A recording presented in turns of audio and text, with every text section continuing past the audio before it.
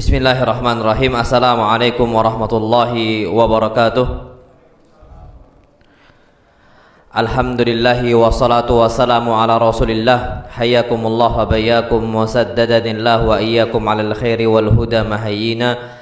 Wa as'aluhu bimannihi wa karamihi yaj'alani wa iyyakum min ahlil ilmi wal qur'ani tadabbura wa fikha. Innahu ala kulli syai'in qadir wa bil ijabati jadir. Ayyuhal ikhwatul kiram, kita lanjutkan lagi kajian kita terakhir sampai firman Allah Subhanahu wa taala. Sebentar Pak ya.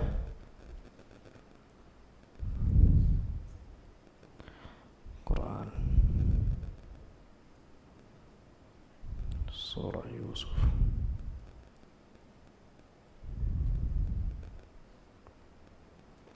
Allah Subhanahu wa taala berfirman, "Wa ja'at sayyaratun fa arsalu waridahum fa adla dalwah qala ya bushra hadha ghulam wa asarruhu bida'ah wallahu alimun bima ya'malun." Allah Subhanahu wa taala berfirman, "A'udzu billahi minasyaitonir rajim. Wa ja'at sayyarah." Dan datanglah kafilah dari Mesir menuju Filistin. Jadi kalau zaman dahulu yang namanya seseorang itu sering melakukan safar jauh, Masya Allah Tabarakar Rahman, dan bagi mereka itu biasa. Makanya kita ini kadang-kadang fisiknya, dan bukan kadang-kadang, memang sudah fakta fisik kita tidak sekuat fisik orang-orang zaman dahulu. Mereka itu safar dari Mesir menuju Filistin, dari Syam ke Hijaz, Hijaz ke Syam, nanti dari Mekah ke Yaman, Mekah ke Syam, itu naik onta. Yang mana kita perlu tahu mereka itu naik onta aja itu 1 hari 1 malam, 1 hari 1 apa? 1 malam itu menempuh naik onta itu 80 km. Kita sekarang 80 km cuma 2 jam dari Prabu ke Palembang. 80 km, anak hitung kurang lebih segitulah. Cukup naik mobil selesai. Kalau zaman dahulu letih, capek dan sebagainya, cuman udah kebiasaan mereka. Makanya Allah SWT berfirman, "Ila fi Quraisy ila fihim rihlatash shita'i was shaif." Mana kebiasaan mereka itu rihlah, melakukan perjalanan di musim dingin ataupun musim apa? Panas. Rihlah musim panas kepanasan, musim dingin apa? Kedinginan. Biasa sama mereka, kuat fisiknya Pak, Masya Allah Tabarakallah Rahman. Itu kelebihan yang Allah SWT berikan untuk orang-orang zaman dahulu. Taib, ini orang-orang dari Mesir yang megang pembenar Mesir dan kawan-kawannya, ajudan-ajudannya, mereka datang ke Filistin yang mana Nabi Yusuf dicampakkan di sana. Fa arsalu waridahum fa adla dalwa. Dan akhirnya mereka kirimkan orang yang tukang nimba air karena mereka butuh air. Ternyata apa kata orang yang nimba air tadi? Qala ya bushra hadza ghulam. Loh, ini kok ada anak kecil yang naik ke atas? Anda udah sampaikan, gak kerasa mereka itu dikiranya air. Rupanya Nabi Yusuf alaihi salam menunjukkan bahwasanya Nabi Yusuf ketika itu masih apa? Kecil. Dan sampaikan. Tapi perhatikan Pak, ada poin yang ingin Anda sampaikan. Wa asarruhu bida'ah. Mereka rahasiakan kasusnya Nabi Yusuf bida'atan, yang mana mereka jadikan sebagai bahan jual beli. Pak, Masya Allah Tabarakar Rahman, itu kejahatan yang paling jahat.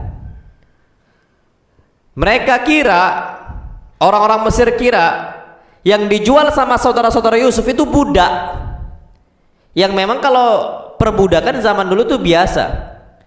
Tapi kalau seandainya orang-orang Mesir tahu yang dijual sama saudara-saudara Yusuf adalah saudara sendiri, nggak bakal dibeli. Nggak bakal apa? Dibeli. Tapi mereka apa? Wa asarru, disembunyikan, dirahasiakan. Mereka nggak ada ngomong, oh ini saudara kami yang paling kecil. Nggak. Mana ada ceritanya abang jual adik. Nas'alullah salamatul afiyah. Maka disembunyikan. Apa kata para ulama? Wa asarrahu ikhwatuhu bida'atan wa katamu annahu akhuhum. Disembunyikan oleh saudara-saudara Yusuf bahwasanya ya mereka ini si Yusuf ini bukan saudara kami. Ya sudah, cuman budak biasa. Tujuannya agar mereka semua bisa menjual si Yusuf dan Yusuf jauh pergi dari mereka. Nasallallahu salamata wal afiyah. Makanya antum tahu gimana kondisinya bisa berhasil, bisa dibeli. Antum lihat ayat ke-20 setelahnya. Ayat yang ke-20. Wa syarauhu bi thamanin baksin darahima ma'dudah. Mereka menjual Nabi Yusuf alaihi salam dengan apa? Dengan harga yang sangat murah sekali. Thamanin baksin, harga yang apa? Murah. Kalau harga murah dibeli mau nggak mau? Butuh tak butuh? Suatu saat mungkin butuh kan gitu. Karena saking apa? Murahnya. Ya kalau udah murah kayak handphone. Kalau seandainya harganya nggak wajar, dibeli dulu yang penting. Suatu saat bisa dijual lagi dengan harga yang apa? Yang mahal kan gitu. Mereka berharap yang penting ini Yusuf dibeli dulu sama orang jauh. Apa kata Allah Subhanahu wa taala? Wa syarauhu bi thamanin baksin darahim. Mereka jual Nabi Yusuf alaihi salam dengan harga yang murah, darahima ma'dudah. Cuman beberapa dirham yang bisa dihitung. Pak, kalau seandainya disebutkan sedikit, maksimal itu 10 jari. Beberapa dirham yang sangat sedikit. Anggaplah 10 dirham. Anggap apa 10 dirham? 1 dirham itu 3 gram perak. 1 gram perak itu harganya sekarang 20.000. 1 gram 20.000. 1 dirham 3 perak. 3 gram perak. Berarti kalau seandainya 10 dirham itu ada 30 gram perak. 30 gram kalikan 20.000 berapa semua? Berapa? 600? Murah nggak itu? Ayo wallah murah. Harga budak zaman dulu em-eman. Harga budak itu dinar. Bukan kecil. Dijual cuma berapa? 600.000. Itu kalau 10 dirham. Ternyata faktanya jauh lebih sedikit dari itu. Yang penting Nabi Yusuf alaihi salam bisa jauh dari mereka. Wa kanu fihi minaz zahidin. Dan saudara-saudara Yusuf itu nggak butuh sama siapa? Nabi Yusuf alaihi salam. Pak, perhatikan di sini Allah Subhanahu wa taala berfirman setelahnya ayat yang ke-21. Wa qala alladhi ishtarahu min Misra limra'atihi akrimi mathwa. Dan orang yang membelinya berasal dari Mesir. Berasal dari siapa? Dari mana? Mesir.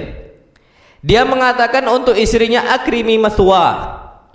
Muliakan dia. Asa ayyan fa'ana. Mudah-mudahan si fulan tadi, maksudnya si Yusuf, bisa memberikan manfaat untuk kita. Au nattakhidhahu walada, atau kita bisa jadikan ini seorang anak angkat.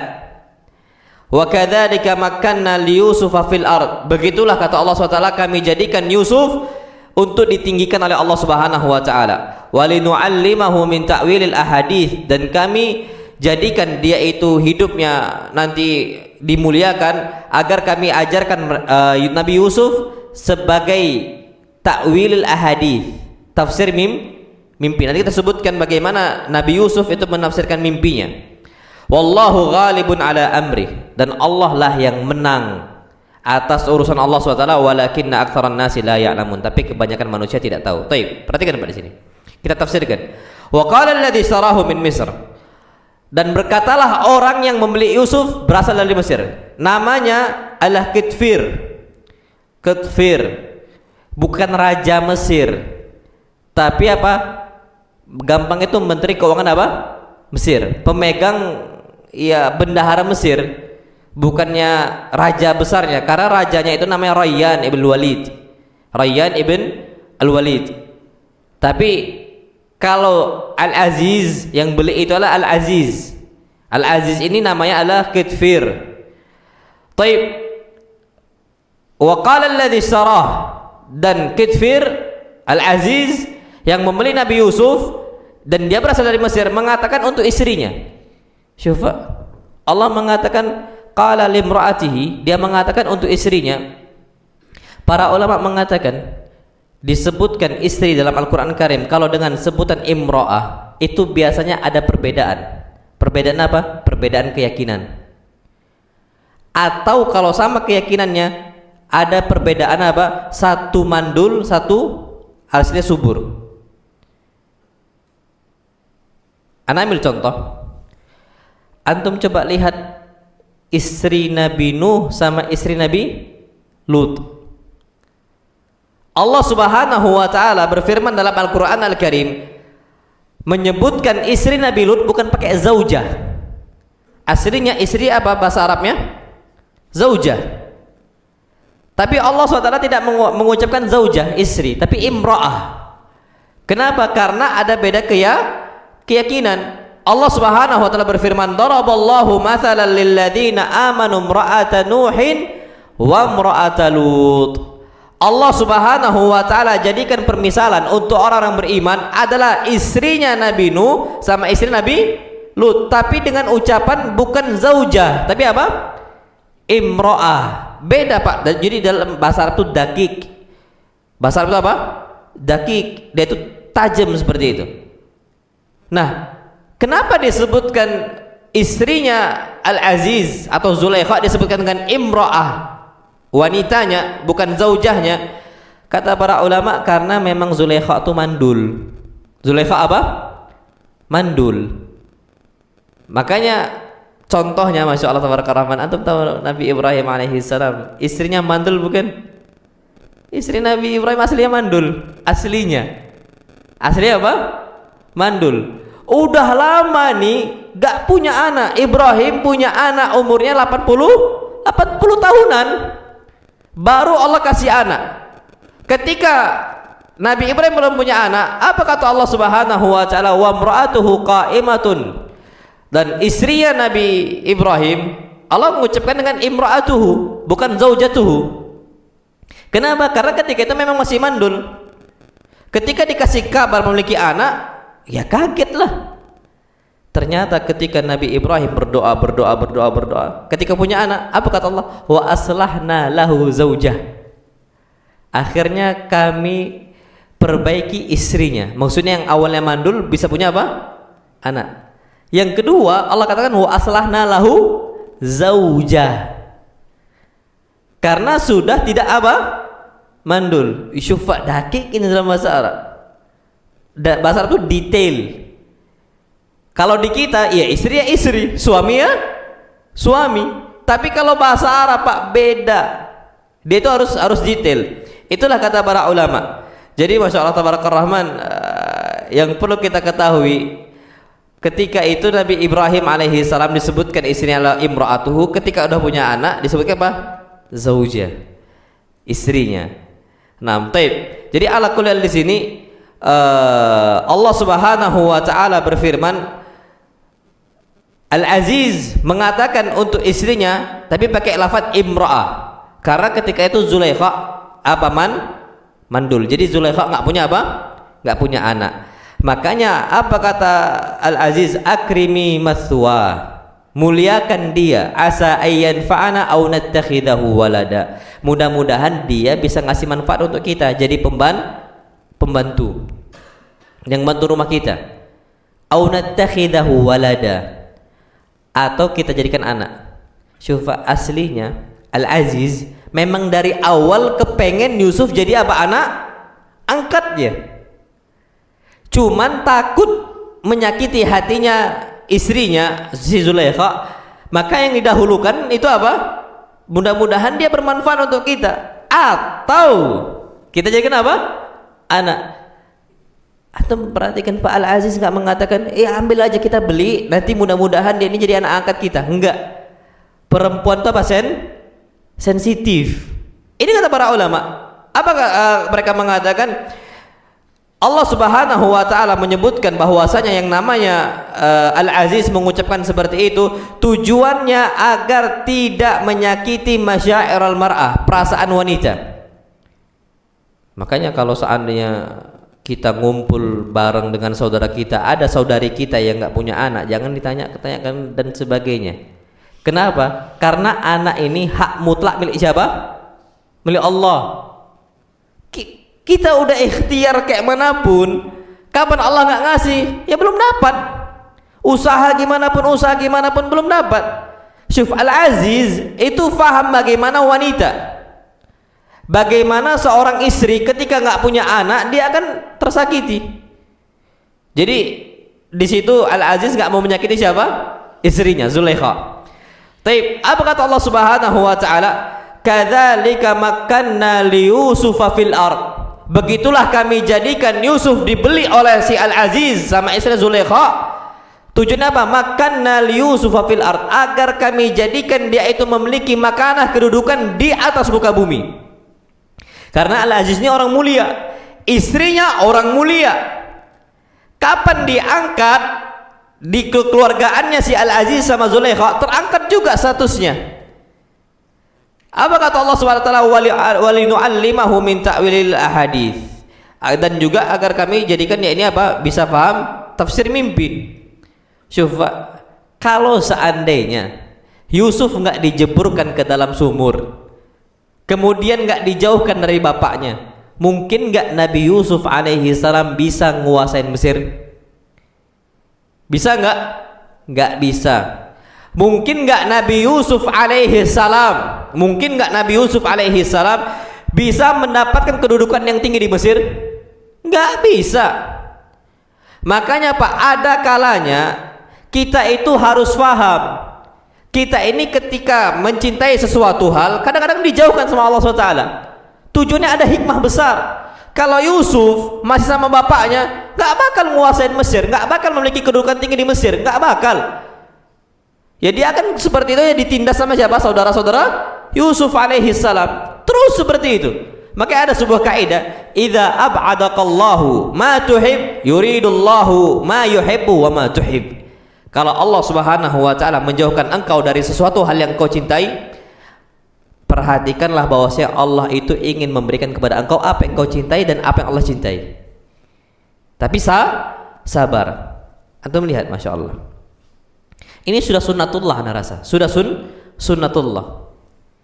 Antum tahu, masya Allah, tabarakar rahman, Nabi kita Muhammad sallallahu alaihi wasallam.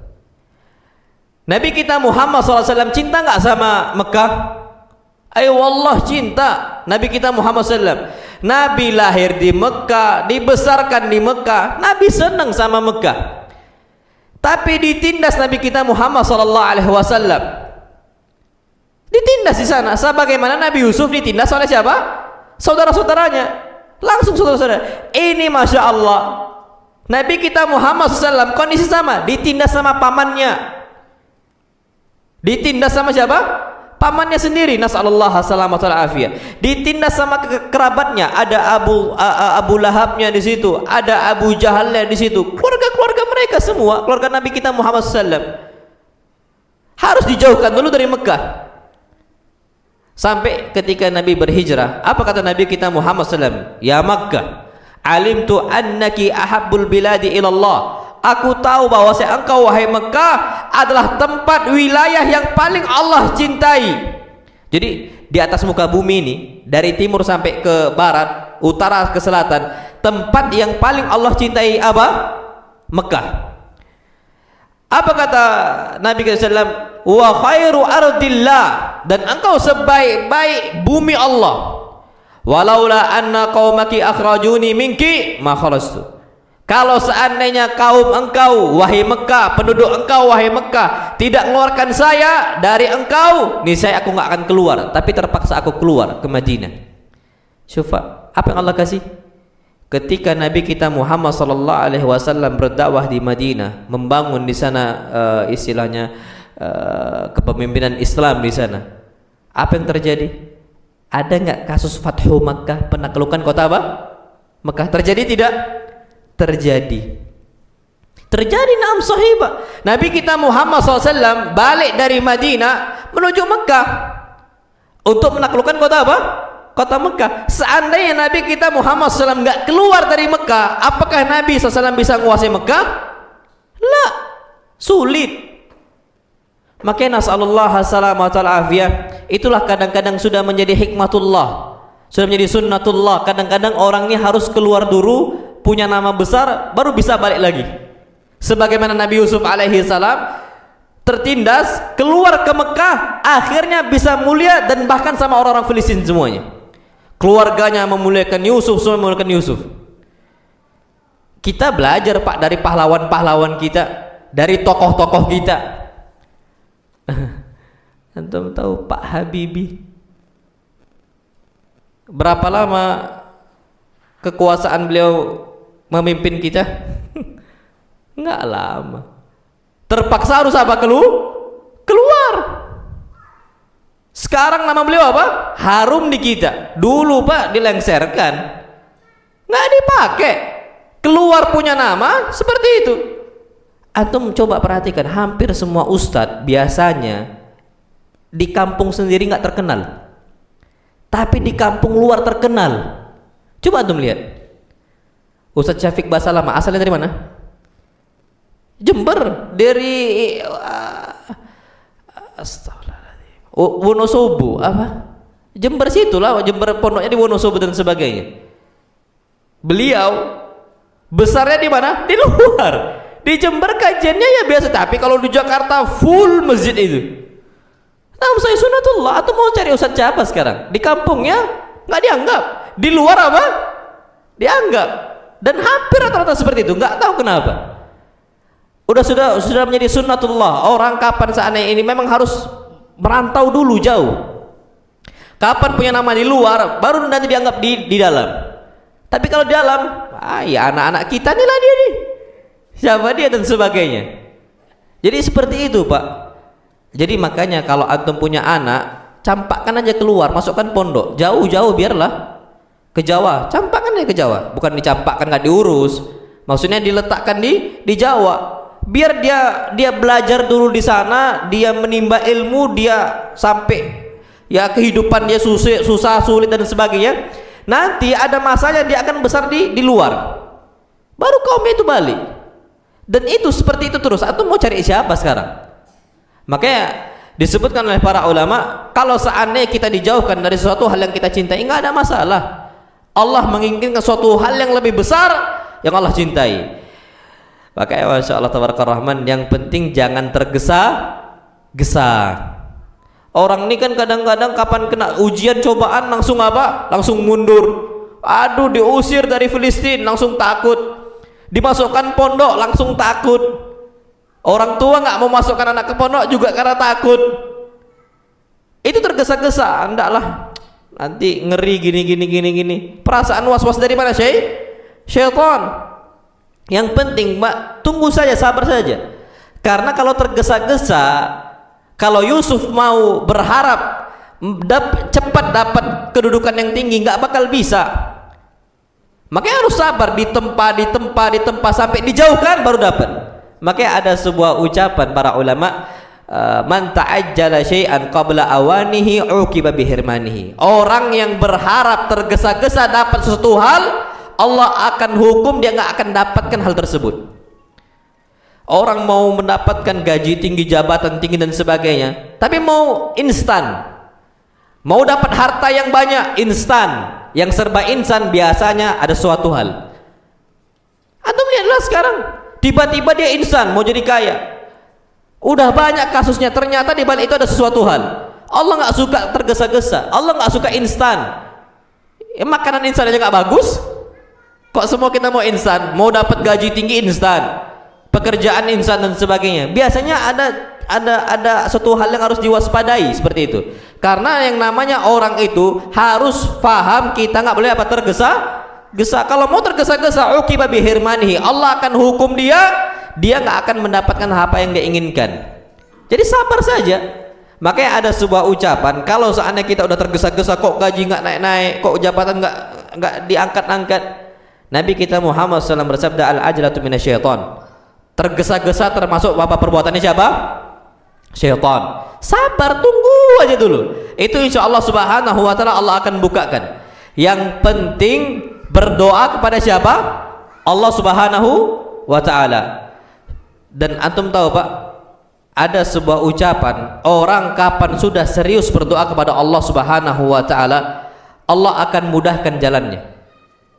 Ana udah sampaikan juga dalam khutbah Id. mandulkah kita dan sebagainya. Kapan kita nggak pernah bosan berdoa? Ada masanya Allah kabulkan, ada masanya. Mustahil bagi kita, nah mustahil bagi kita. Tapi tidak ada mustahil bagi siapa? Allah Subhanahu wa taala. Wallahi sahih. Itu kata para ulama. Nah, wallahu alam bisawab. Baik. Apa kata Allah Subhanahu wa taala dalam ayat terakhir ayat 21? Wallahu ghalibun ala amri. Allah Subhanahu wa taala yang menang atas perkara Allah. Walakinna aktsaran nasi la ya'lamun. Tapi kebanyakan manusia enggak sadar. Apa kata para ulama, Pak? Nabi Yusuf alaihi salam itu dimenangkan sama Allah untuk mengalahkan saudara-saudaranya. Tapi memang kebanyakan enggak sadar. Saudara-saudara Yusuf tuh, Pak, enggak ada yang sadar bahwasanya Yusuf itu sedang diangkat oleh siapa? Allah Subhanahu wa taala. Mereka tuh nggak sadar, tiba-tiba ternyata nanti jumpa, loh Yusuf rupanya. Nanti akan disebutkan. Saking kagetnya apa? Saking kagetnya mereka. Nah, wallahu alam bissawab. Baik. Ayat selanjutnya. Walamma balagha ashuddahu atainahu hukman wa ilma wa kadzalika najzil muhsinin. Dan ketika Nabi Yusuf alaihi salam sudah sampai kepada masanya, maksudnya masa umurnya yang sudah pas, maka kami berikan kepada beliau hukman wa ilma, sikap bijak dan ilmu. Syufa, masyaallah. Seseorang disebutkan sudah sampai ke batas dia itu orang yang dewasa ketika ada dua hal, bijak sama apa? Ilmu. Ada ilmu tak bijak nggak bagus. Ada bijak tak ada ilmu tak bagus. Harus ada apa kata Allah SWT? Atainahu hukman wa ilma. Kami kasih sikap yang bijak sama dikasihkan oleh Allah SWT berupa ilmu. Anda ambil contoh, orang banyak berilmu tapi sikapnya nggak bijak, nggak bagus. Orang hafal hadis, orang hafal Quran, tapi semua dihancurkan. Ada loh Pak tipikal-tipikal orang kayak gitu. Fulan dibantai sama dia, Alan dibantai sama dia. Punya ilmu, nggak ada sikap bijak. Allah nggak suka itu. Karena Pak, masya Allah, kalau antum mau cek betapa banyak orang-orang yang dia itu hafal Quran, Khawarij hafal Quran nggak? Ay Pak, kita kalah sama hafal Qurannya sama orang-orang Khawarij. Khawarij sih Pak kuat-kuat hafal Qurannya, yang suka ngafir-ngafirkan orang kaum muslimin, yang suka ngebom sana ngebom sini, Pak. Jangan dikira mereka nggak hafal Quran. Salatina juz'ah, mereka hafal 30 juz itu, Pak. Tapi sikap bijaknya ada enggak? Semua orang kena dengan lisan dia, habis dengan tangan dia, nggak ada bijak-bijaknya sama sekali. Orang kapan berbuat salah dikafirkan langsung, orang berbuat maksiat dikafirkan langsung masuk murtakibul kabirah, kafir kata mereka. Orang pelaku dosa besar langsung dikafirkan, kan bahaya. Nggak ada sikap bijaknya. Jadi ilmu harus ada, sikap bijak juga harus apa? Ada. Ada orang bijak tapi nggak ada ilmu, Pak, gampang dibelokkan karena dia nggak ada pondasi kuat, tapi bijak dia. Tapi ketika dia nggak ada ilmu, Pak, gampang dibelokkan sama orang. Ana ambil contoh, masya Allah tabarakallah rahman. Banyak orang berubah pola pikirnya gara-gara kawan dia. Awalnya dia bijak, tapi mudah dipengaruhi gara-gara dia nggak ada pondasi. Aslinya dia bijak orangnya, cuman gara-gara nggak ada pondasi yang kuat berupa ilmu, gampang dibelokkan. Oh iya ya, kan bahaya. Seorang suami yang awalnya bijak dapat istri yang bisa mempengaruhi, terpengaruh. Loh, hadis Nabi itu jelas loh, ma raaitu min naqisatin aqli min naqisati aqlin wa din adhaba lilubir rajul min ihdakunna.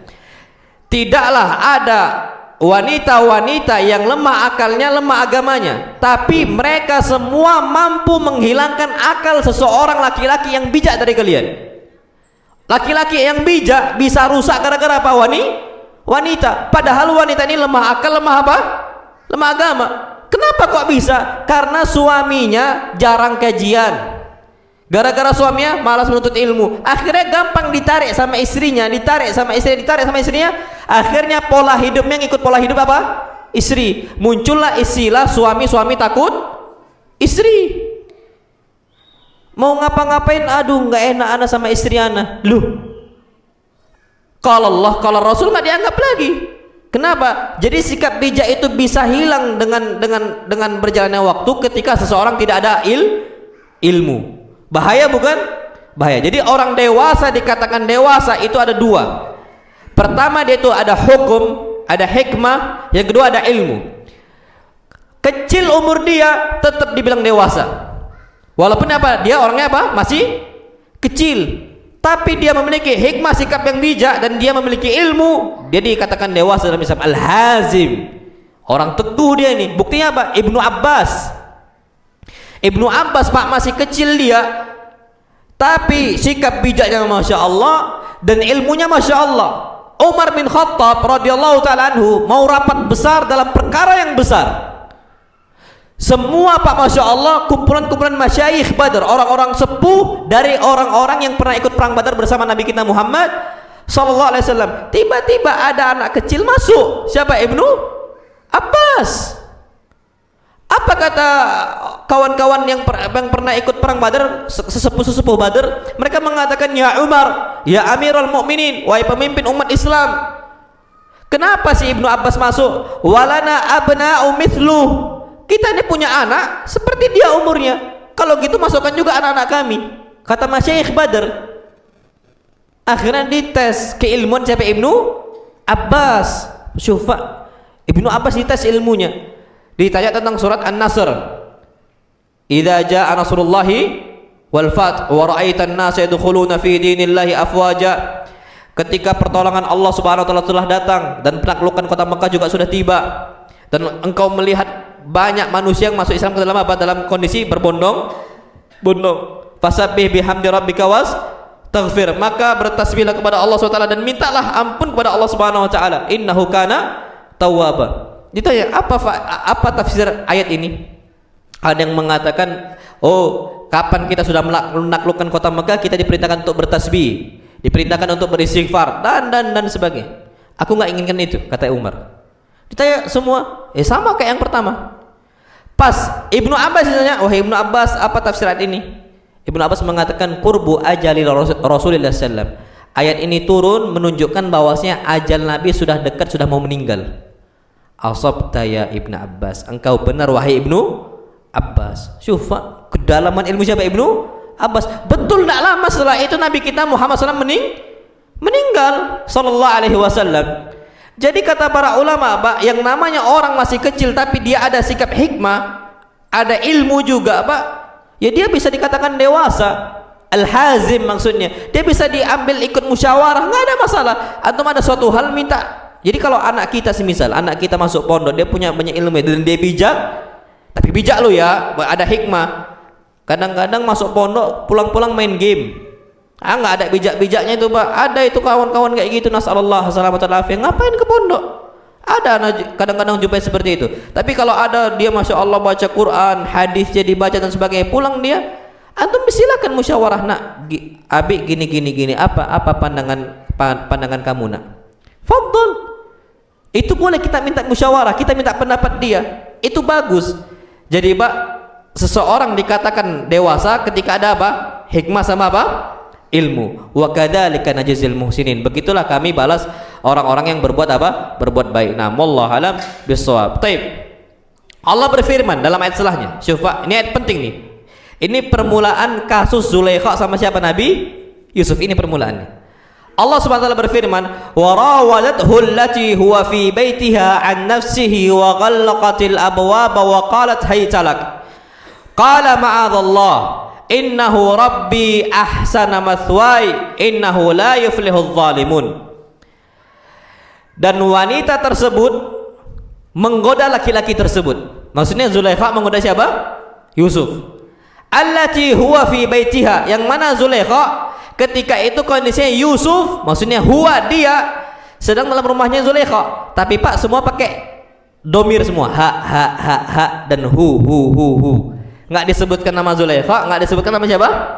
Yusuf. Wa ghallaqatil abwab, dan si wanita itu mengunci pintunya.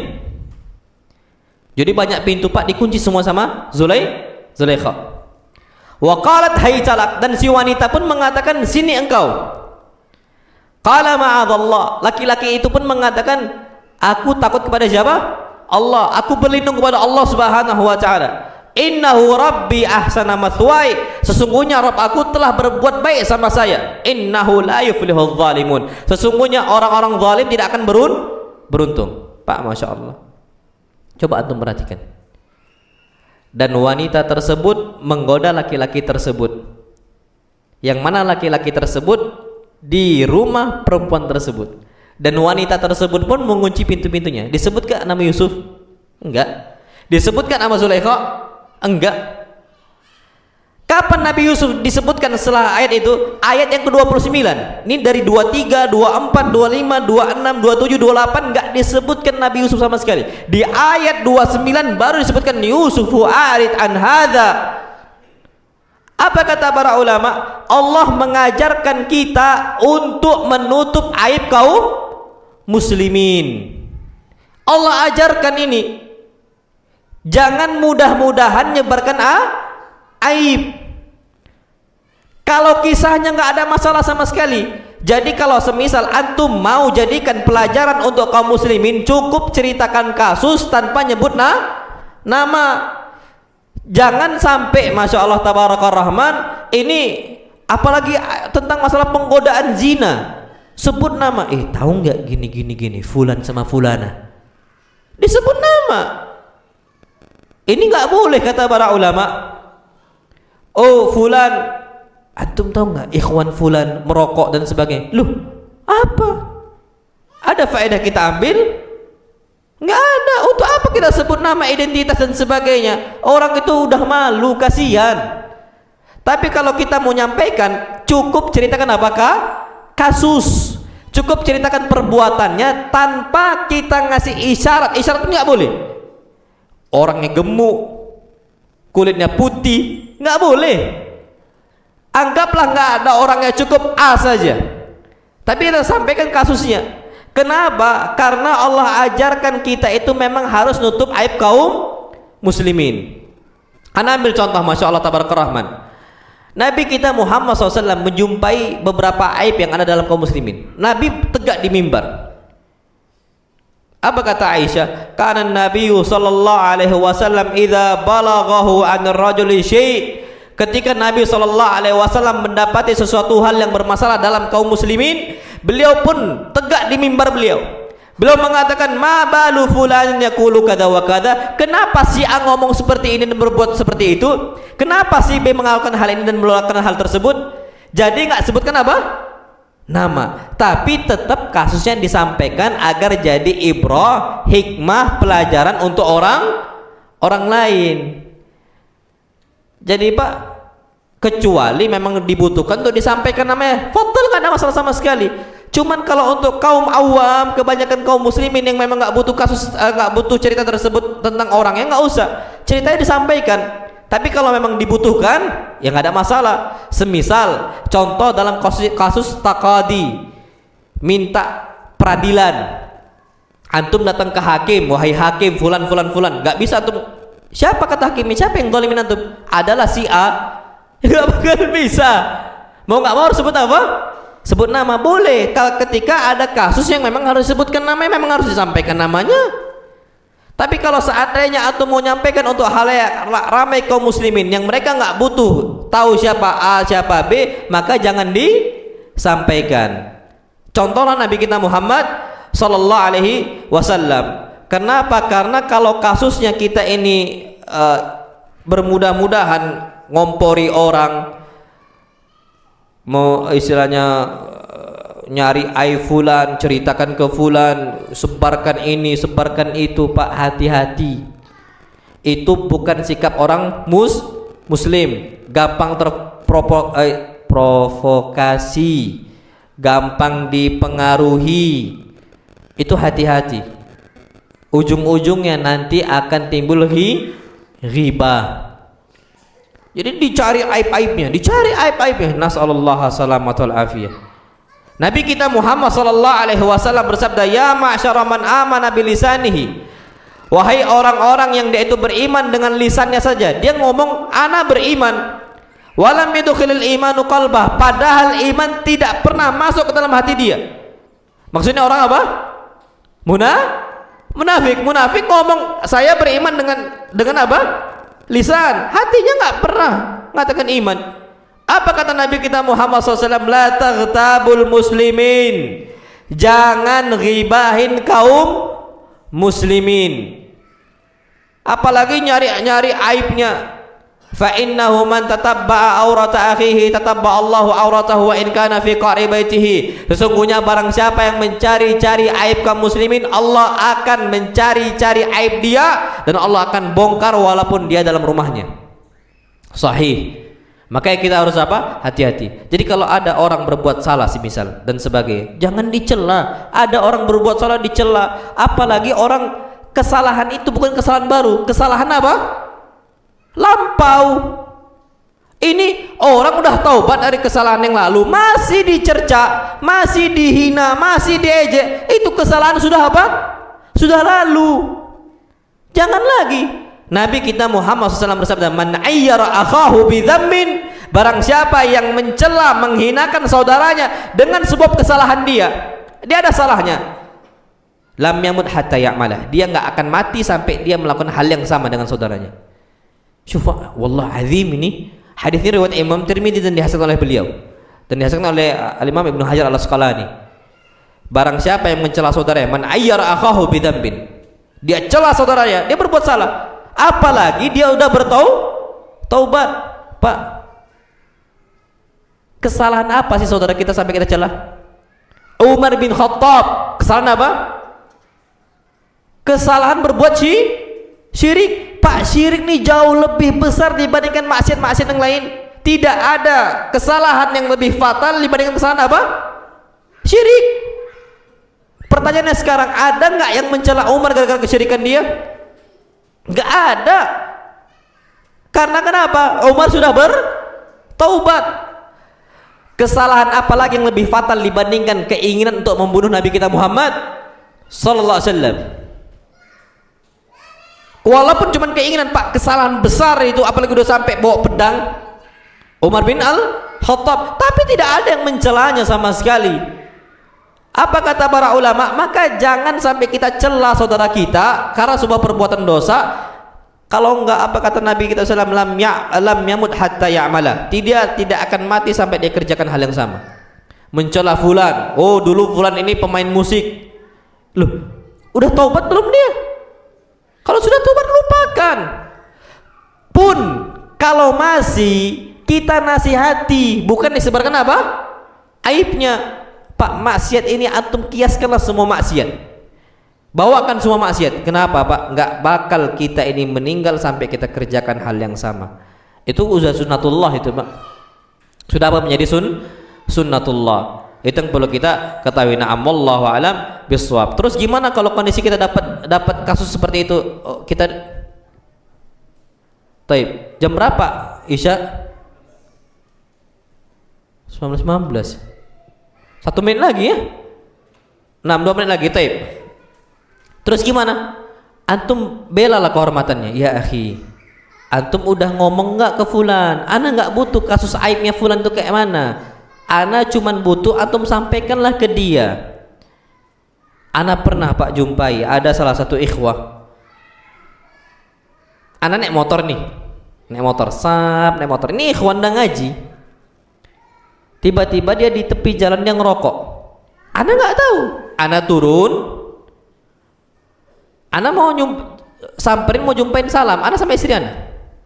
Pas Ana turun, di tangan dia ada apa? Rokok. Langsung Ana balik. Ana takutnya istri Ana juga nengok. Ana langsung balik, langsung naik motor. Ana diem aja.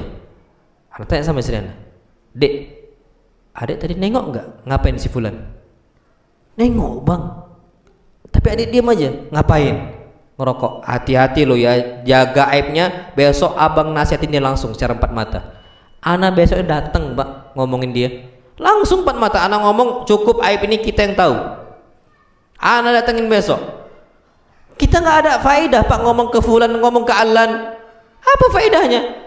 Yang dia butuhkan ada orang nasihatin dia. Kalau orang, Pak, disampaikan fulan sampai tahu, Pak, ay wallah, suatu saat kita berbuat salah akan Allah jadikan orang tuh lihat aib kita. Wallahi demi Allah akan seperti itu. Maka harus kita jaga. Jadi lihatlah Nabi Yusuf alaihi salam dan juga Zulaikha. Padahal Nabi Yusuf nggak bersalah loh. Nabi Yusuf nggak bersalah. Yang salah siapa? Zulaikha. Tapi Zulaikha nggak disebut namanya. Nabi Yusuf juga nggak disebut apa? Namanya sama sekali nggak disebutkan. Agar apa kata para ulama? Liyu'allimana as-sitr. Karena Allah mengajarkan kita bagaimana kita ini bisa jaga aib, bisa nutupin aib kaum muslimin. Tapi Pak, bukan nutupin aib kita setuju sama kemungkaran dia, bukan. Itu aib salah, kita datang nasihatin dia 4 mata. Bukan, enggak lah, udah urusan dia, urusan saya. Bukan gitu. Dia butuh apa? Nasihat. Itu kata para ulama. Nah, wallah alam bisawab. Ini yang dapat saya sampaikan. Insyaallah kita bahas nanti kasus Zulaikha sama Yusuf ba'dal isya. Nah, wallah alam bisawab. Assalamualaikum warahmatullahi wabarakatuh.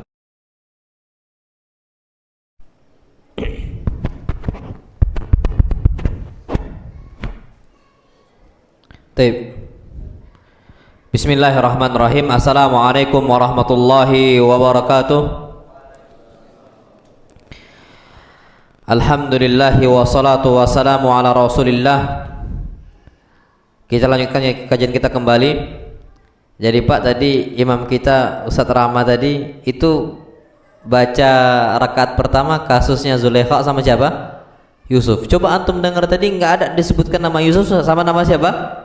Zulaikha. Pas akhir baru Yusufu a'rid an hadza. Baru keluar nama siapa?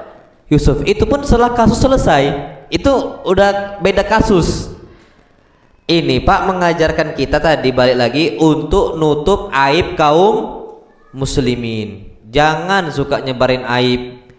Kalaupun kita tahu nggak ada faedahnya kita sebarin ke orang, nggak ada. Justru yang dibutuhkan sama saudara kita, kita datang ke dia nasihati 4 mata. Makanya para ulama mengatakan an-nasiha lal fadhiha. Yang dibutuhkan tuh nasihat, bukan fadhiha. Fadhiha ini menelanjangi aibnya, diurai Pak, dibongkar dan sebagainya. Nasallallahu salamata wal afiyah.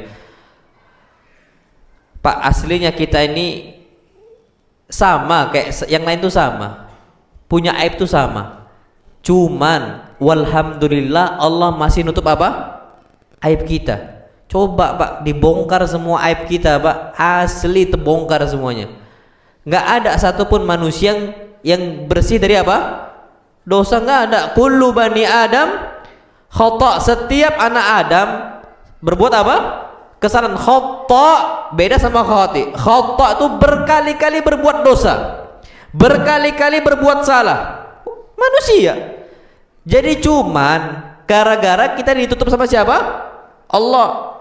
Yang ngerinya kapan dibongkar sama Allah, aib itu habis Pak, sehabis-habisnya.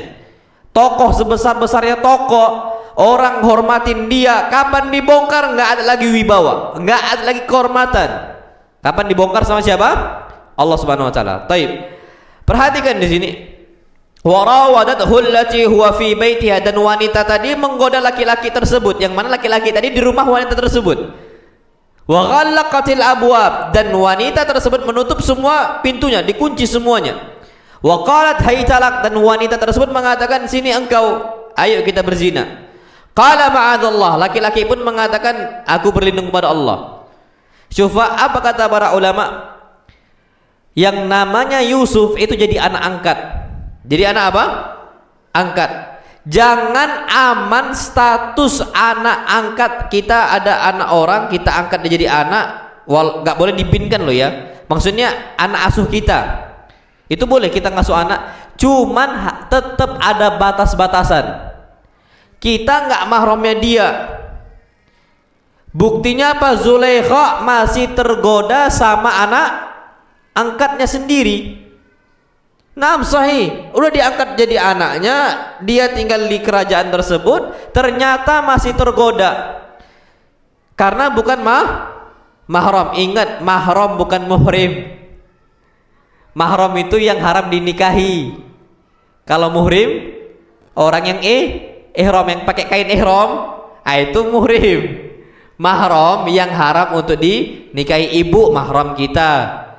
Yang haram dinikahi, anak kita mahram kita karena haram nikahi. Jadi Pak, salah penyebutan tuh bahaya. Orang taunya muhrim, enggak salah Pak. Yang benar mahram. Nah, itu dia. Nah, kasusnya Zulaikha bukan mahram siapa? Yusuf. Makanya masih ada perasaan Zulaikha ke Yusuf alaihi salam. Apalagi ditambah Yusuf ini gantengnya Masya Allah. Nabi siapa? Yusuf. Coba saking gantengnya Nabi Yusuf, apa kata Nabi kita SAW ketika jumpa dengan Nabi Yusuf? Fa'idha ana bi Yusuf alaihi salam. Ketika aku Isra dan Mi'raj, jumpalah dengan Nabi Yusuf alaihi salam. Idh huwa qad u'tiya syatral husni. Ternyata dia telah Allah berikan setengah keindahan dunia. Bukan manusia saja Pak, pantai-pantainya, gunungnya, hutan-hutannya, kebun-kebunnya, itu Pak setengah keindahan dunia dimiliki oleh siapa? Yusuf alaihi salam. Nah, sahih, orang tuh lihat Yusuf itu Masya Allah udah seneng gitu loh.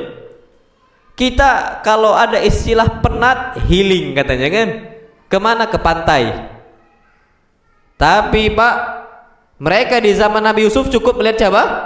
Yusuf. Naam sahih, tenang Pak orang lihat Nabi Yusuf alaihi salam. Makanya tergodalah siapa? Zulaikha. Inilah fitnah namanya, lawan jenis. Dan di antara para sahabat Nabi kita Muhammad SAW ada yang Allah berikan seperti itu. Tapi Pak, kalau ditanya mana yang lebih ganteng, Nabi Yusuf apa Nabi kita Muhammad SAW? Nabi kita Muhammad sallallahu alaihi wasallam atau Nabi Yusuf? Nabi Muhammad sallallahu. Sahih.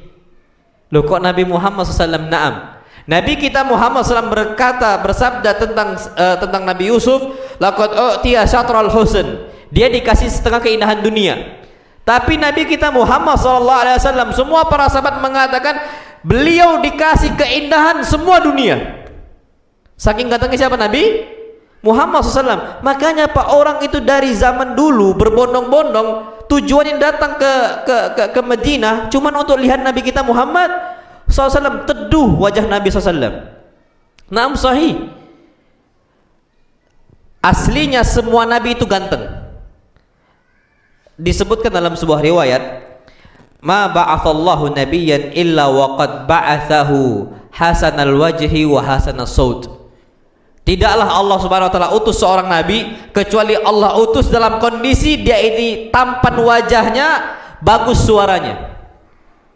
Kalau seandainya ada orang yang ngaku nabi, tiba-tiba parasnya kok diragukan,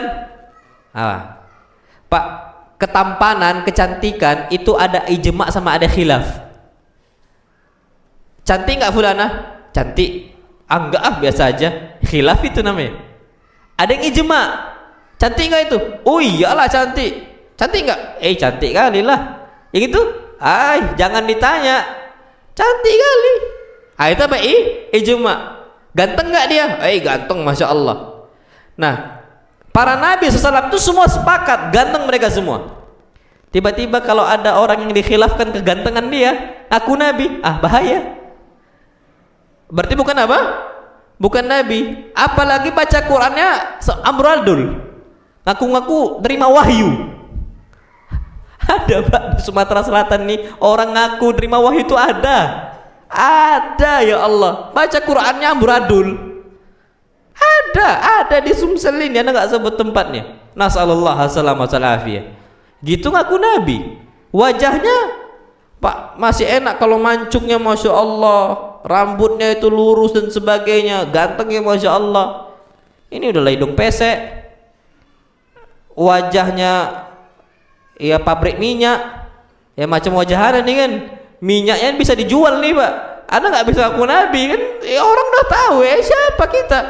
Tapi wajah Nabi kita SAW itu kal qamar yatala'la lailatal badr, seperti bulan purnama yang dia itu menyinari di malam purnama. Berarti kan masya Allah Pak, kalau bahasa kita glowing ya. Soalnya bersinar ya masya Allah Nabi kita SAW. Kalau kita suram, muka itu apa? Suram. Sahih. Tapi Nabi Yusuf sama Nabi kita Muhammad SAW, Allah kasih kelebihan. Wajahnya itu paling ganteng Nabi kita SAW. Kemudian setelahnya siapa? Nabi Yusuf alaihi salam. Karena Nabi Yusuf setengahnya, Nabi kita SAW apa? Semuanya. Masya Allah tabarakar rahman. Ada sahabat Nabi yang ganteng? Ada. Siapa? Dihya Al-Kalbi ini Pak, Masya Allah ganteng. Dihya Al-Kalbi udahlah ganteng, tajir, ghani, pebisnis besar, ghani, kaya, minas sabiqin al-awwalin, termasuk orang-orang yang pertama masuk Islam. Oh Pak, Masya Allah, udahlah gantengnya, Masya Allah, lahir batin gantengnya. Fulusnya banyak Pak, Dihya Al-Kalbi, pebisnis, usaha dia besar. Nabi Jibril alaihi salam, sebagaimana disebutkan oleh para ulama, para sahabat Nabi kita sallam, anna Jibril alaihi salam idza atan nabiyya sallam atahu ala surati Dihya. Malaikat Jibril kalau datang untuk Nabi kita Muhammad sallam, beliau menjelma sebagai bentuknya siapa? Dihya Al-Kalbi. Pak malaikat, Pak, kapan menjelma datang ke Nabi kita sallam, menjelma dalam kondisi yang Masya Allah sempurna. Berarti Dihya ini apa? Ganteng enggak? Ganteng, Masya Allah. Sampai malaikat Jibril menjelma untuk Nabi kita sallam dalam bentuk Dihya. Aisyah ngira itu Dihya, rupanya Jibril. Rupanya siapa? Jibril. Ada juga sahabat yang ganteng namanya Jarir ibn Abdillah. Jarir bin Abdillah. Nabi lagi kajian seperti kita seperti ini, tiba-tiba Nabi SAW mengatakan, yatla alaikum rajulun ala wajhihi mashatu malak. Nanti akan muncul seseorang, di wajahnya itu pernah diusap sama malaikat, saking gantengnya dia. Fatola Jarir ibn Abdillah. Tiba-tiba yang muncul siapa? Jarir bin Abdillah. Ganteng Pak, Masya Allah. Kalau kita diusap sama seton,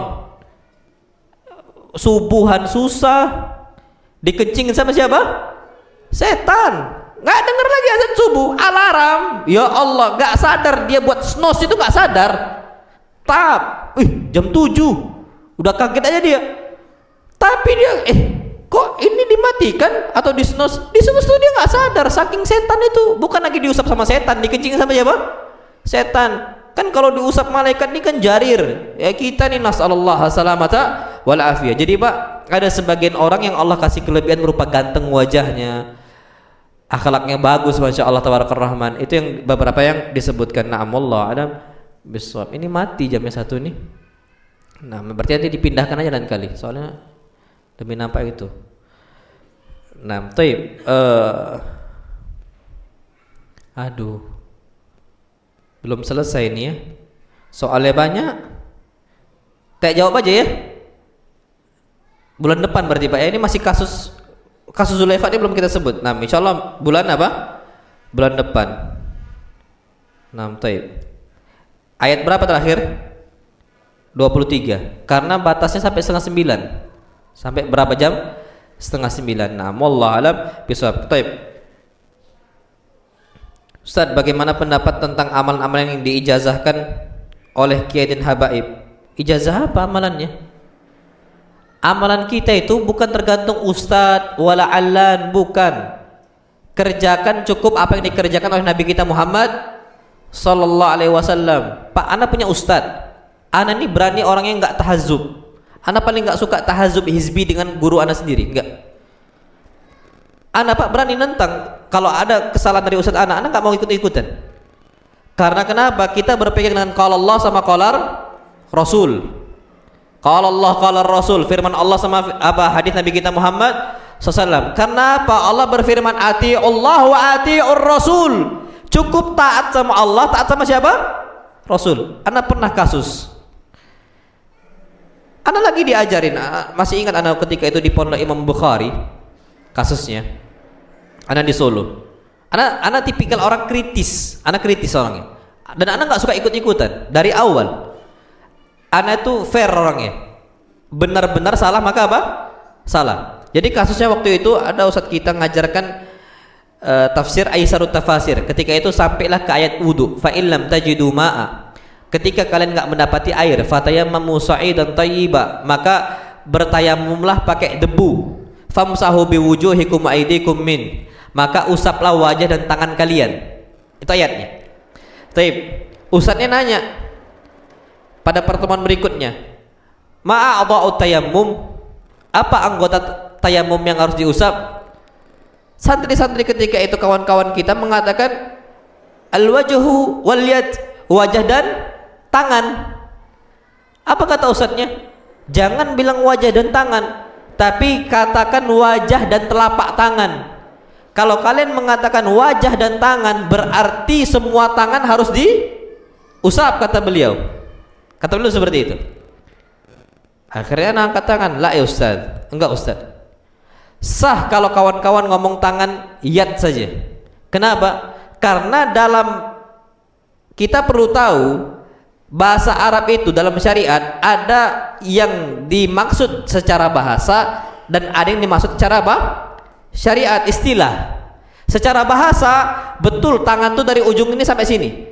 Tapi secara istilah kalau disebutkan dalam Al-Qur'an yad sama hadis maksudnya cuma telapak apa? Tangan. Habis itu apa kata ustaznya? Apa dalil antum ngomong seperti itu? Ma dalilukum ala dzalik, kata beliau. Anak ngomong, "Ustaz, turid minal Qur'an wala minas sunnah." Antum mau dari Quran atau dari hadis? Ana bilang. Udhkur ma syi'ta, sebutkan apa yang kau mau. Baik, ana sebutkan. Allah berfirman dalam Al-Qur'an Karim, "Wasariqu wasariqatu faqata'u aydiyahuma jazaa'an bima kasaba nakalan minallah." Laki-laki yang mencuri dan wanita yang mencuri, maka apa? Potong tangan mereka. Potong apa? Tangan mereka. Pertanyaannya sekarang, ada nggak ulama Islam kapan orang mencuri langsung potong tangan sampai sini? Nggak ada. Yang dipotong sampai mana? Telapak tangan. Naam, kata beliau. Taib, ana bilang ayat wudu. Allah berfirman tentang wudu, "Faghsilu wujuhakum wa aydiyakum ilal marafiq." Cucilah wajah kalian dan tangan kalian sampai mana? Siku. Tangan kalian sampai mana? Siku. Kenapa ditambahkan sampai siku? Karena aslinya tangan cuma sampai apa? Telapak tangan. Makanya Allah tambahkan ilal marafiq, sampai ke siku. Oh iya. Hadis. Kalau hadis ada. Anda sebutkan waktu itu Aisyah radhiyallahu taala anha. Fatimah. Lau anna Fatimah binta Muhammadin sarakat laqata'tu yadaha. Yadnya Fatimah di situ maksudnya apa? Ya telapak tangan. Apa kata beliau? Raja'tu an kalamil awal. Ana rujuk dari ucapan yang pertama dan ana berpegang yang ke ini. Ana ngomong omongan ini ana sampaikan dari Syekh Ibnu Taimiyah rahimahullah. Ana tuh Pak bukan orang taklid buta. Ada ketika di SCDI di Jember, Ustaz kita nyampaikan safar itu batas minimal 80 km, kata beliau. Ana bukan orang yang taklid buta, ndak. Ana sampaikan la ya Ustaz. Disebutkan hadisnya Anas bin Malik, Nabi kita Muhammad SAW salat qasar ketika jarak salah satu farasih, 3 farsakh. 3 apa? Farsakh. Satu farsaknya itu 2 mil. 2 atau 3 mil seperti itu. 3 mil lah anggaplah kita 3 mil. Berarti kalau 3 farsakh berapa mil? 3 mil. 3 mil, 1 milnya itu sekarang kalau kita kira-kirakan itu sekitar 2 km. Berarti kalau seandainya 3 farsakh 18 kilometer. Antum tahu hadis itu dari mana? Ana sampaikan hadis itu disebutkan oleh Syekh Al-Albani rahimahullah. Ana sampaikan hadisnya. Beliau diam, "Na'am." Nah, kita nih Pak, ijazah ini apa yang diijazahkan? Ada nggak dalil dari Al-Quran? Antum pastikan dulu apa ijazah apa? Ijazah sanad boleh. Memang asalnya bersambung sampai Nabi kita Muhammad SAW. Amalan apa nih? Amalan tentang sholat 2 rakaat sebelum subuh. Boleh, fadhal. Tapi ijazah apa ini? Kalau seandainya amalan ini ternyata mentok sampai kiainya, nggak sampai Nabi kita Muhammad SAW, berarti ijazahnya ijazah munqati'ah, ijazah yang terputus, maka jangan diamalkan. Ustaz ini kan kiai yang ngomong. Naam, kiai itu asaba wa akhta, bisa benar bisa salah. Imam Malik duduk di kursinya Masjid Nabawi. Apa kata Imam Malik? Kullun yusibu wa yukhti illa sahibu hadzal qabr. Semua orang bisa benar dan bisa salah, bisa diterima pendapatnya dan juga bisa apa ditolak pendapatnya, kecuali apa? Pemilik kubur ini nunjuk apa? Kuburan Nabi kita Muhammad sallallahu alaihi wasallam. Jadi Pak, jangan fanatik buta dengan ustadz sendiri, kiai sendiri dan sebagainya. Harus jadi orang apa? Orang jangan fanatik buta lah, jangan taklid buta. Kayak anak tanya, ijazah apa yang dikasih? Antum harus sampaikan ijazah apa. Anak nggak tahu ijazah apa bentuknya. Nah, nanti kita bisa cocokkan diamalkan sama Nabi atau tidak. Kalau tidak maka jangan. Ijazah mandi kembang, mana ada? Ijazah apa dan sebagainya. Itu nggak pernah diamalkan oleh Nabi kita Muhammad SAW. Untuk pakaian atau celana yang tidak dipakai lagi, kalau dipakai untuk lap kaki dalam agama Islam apa hukumnya? Boleh, nggak ada masalah sama sekali. Celana nggak dipakai lagi untuk lap kaki, boleh. Kenapa? Nabi kita Muhammad SAW ketika itu diturunkan ayat hijab. Ayat apa? Hijab. Ayat hijab ketika itu disampaikan bahwasanya yang namanya wanita-wanita kapan turut ayat hijab? Allah berfirman, ya ayyuhan nabiyyu qul li azwajika wa banatika wa nisa'il mu'minina yudnina 'alaihinna min jalabibihin. Wahai Nabi, katakanlah untuk istri-istri engkau, untuk putri-putri engkau, agar mereka ini memanjangkan jilbab-jilbab mereka, hijab-hijab mereka. Ketika turun ayat hijab itu, Aisyah radhiyallahu taala anha merobek gorden yang biasa dipakai. Jadi Pak, kadang dipakai, kadang disimpan. Yang disimpan tuh dipotong, dijadikan sebagai apa? Hijab. Berarti boleh tidak? Boleh. Taib. Yang kasus yang kedua, Aisyah radhiyallahu anha ketika itu di rumahnya ada gorden yang ada makhluk bernyawanya. Sedangkan Nabi kita Muhammad SAW melarang itu. Nabi kita SAW melihat, kok ada gambar makhluk bernyawa di gorden tersebut. Karena Nabi kita SAW mengatakan, fa innal malaikata la tadkhulu baitan fihi kalbun aw sura. Sesungguhnya para malaikat itu malaikat rahmat loh ya, tidak akan masuk ke dalam sebuah rumah yang terdapat pertama kalbun, anjing. Yang kedua surah, makhluk bernyawa, gambar makhluk bernyawa. Malaikat rahmat gak bakal masuk, malaikat maut tetap masuk. Mau pakai berapa patung, berapa makhluk bernyawa tetap masuk. Cuman yang gak masuk malaikat apa? Rahmat. Makanya pernah kejadian Nabi udah janji sama Jibril, janji nih akan jumpa di jam sekian, waktu sekian gitu loh. Tiba-tiba Jibril nggak datang-datang. Sedangkan Jibril ini nggak mungkin khianat dari janjinya, nggak mungkin telat datang. Besoknya Nabi tanya ketika jumpa sama Jibril, kenapa? Baru dikabarkan sesungguhnya di rumah engkau ada anjing dan kami nggak masuk di situ. Jadi nggak boleh ada gambar makhluk bernyawa sama apa? Anjing. Tiba-tiba ada gordennya Aisyah, gambarnya makhluk bernyawa. Maka Nabi SAW suruh lepas. Akhirnya dibuatlah sarung bantal sama siapa? Aisyah. Dan Nabi bolehkan. Jadi nggak nampak lagi makhluk bernyawanya. Jadi itu diperbolehkan dalam Islam. Nah, jadi boleh nggak? Boleh. Karena kenapa? Memanfaatkan sesuatu hal yang bisa dimanfaatkan. Nah, seperti itu. Yang menjual Nabi Yusuf kecil kepada Al-Aziz adalah saudara Nabi Yusuf atau pedagang menemukannya di sumur? Saudaranya. Wa asarruhu bidha'ah, ini ada 3 khilaf para ulama, tapi yang rajih adalah saudaranya. Wa asarruhu, apa kata para ulama? Wa asarrahu ikhwatu Yusuf wa katamuhu annahu akhuhu. Dirahasiakan dan mereka nutup-nutupi bahwasanya itu adalah saudara siapa? Yusuf, dan itu yang lebih tepat. Wallahu alam bissawab.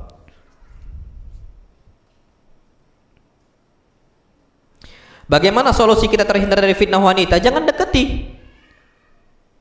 Naam sahih. Fitnah wanita di kantor, fitnah wanita di pekerjaan, fitnah wanita di mana dan sebagainya itu besar. Memang jangan deketi memang aslinya.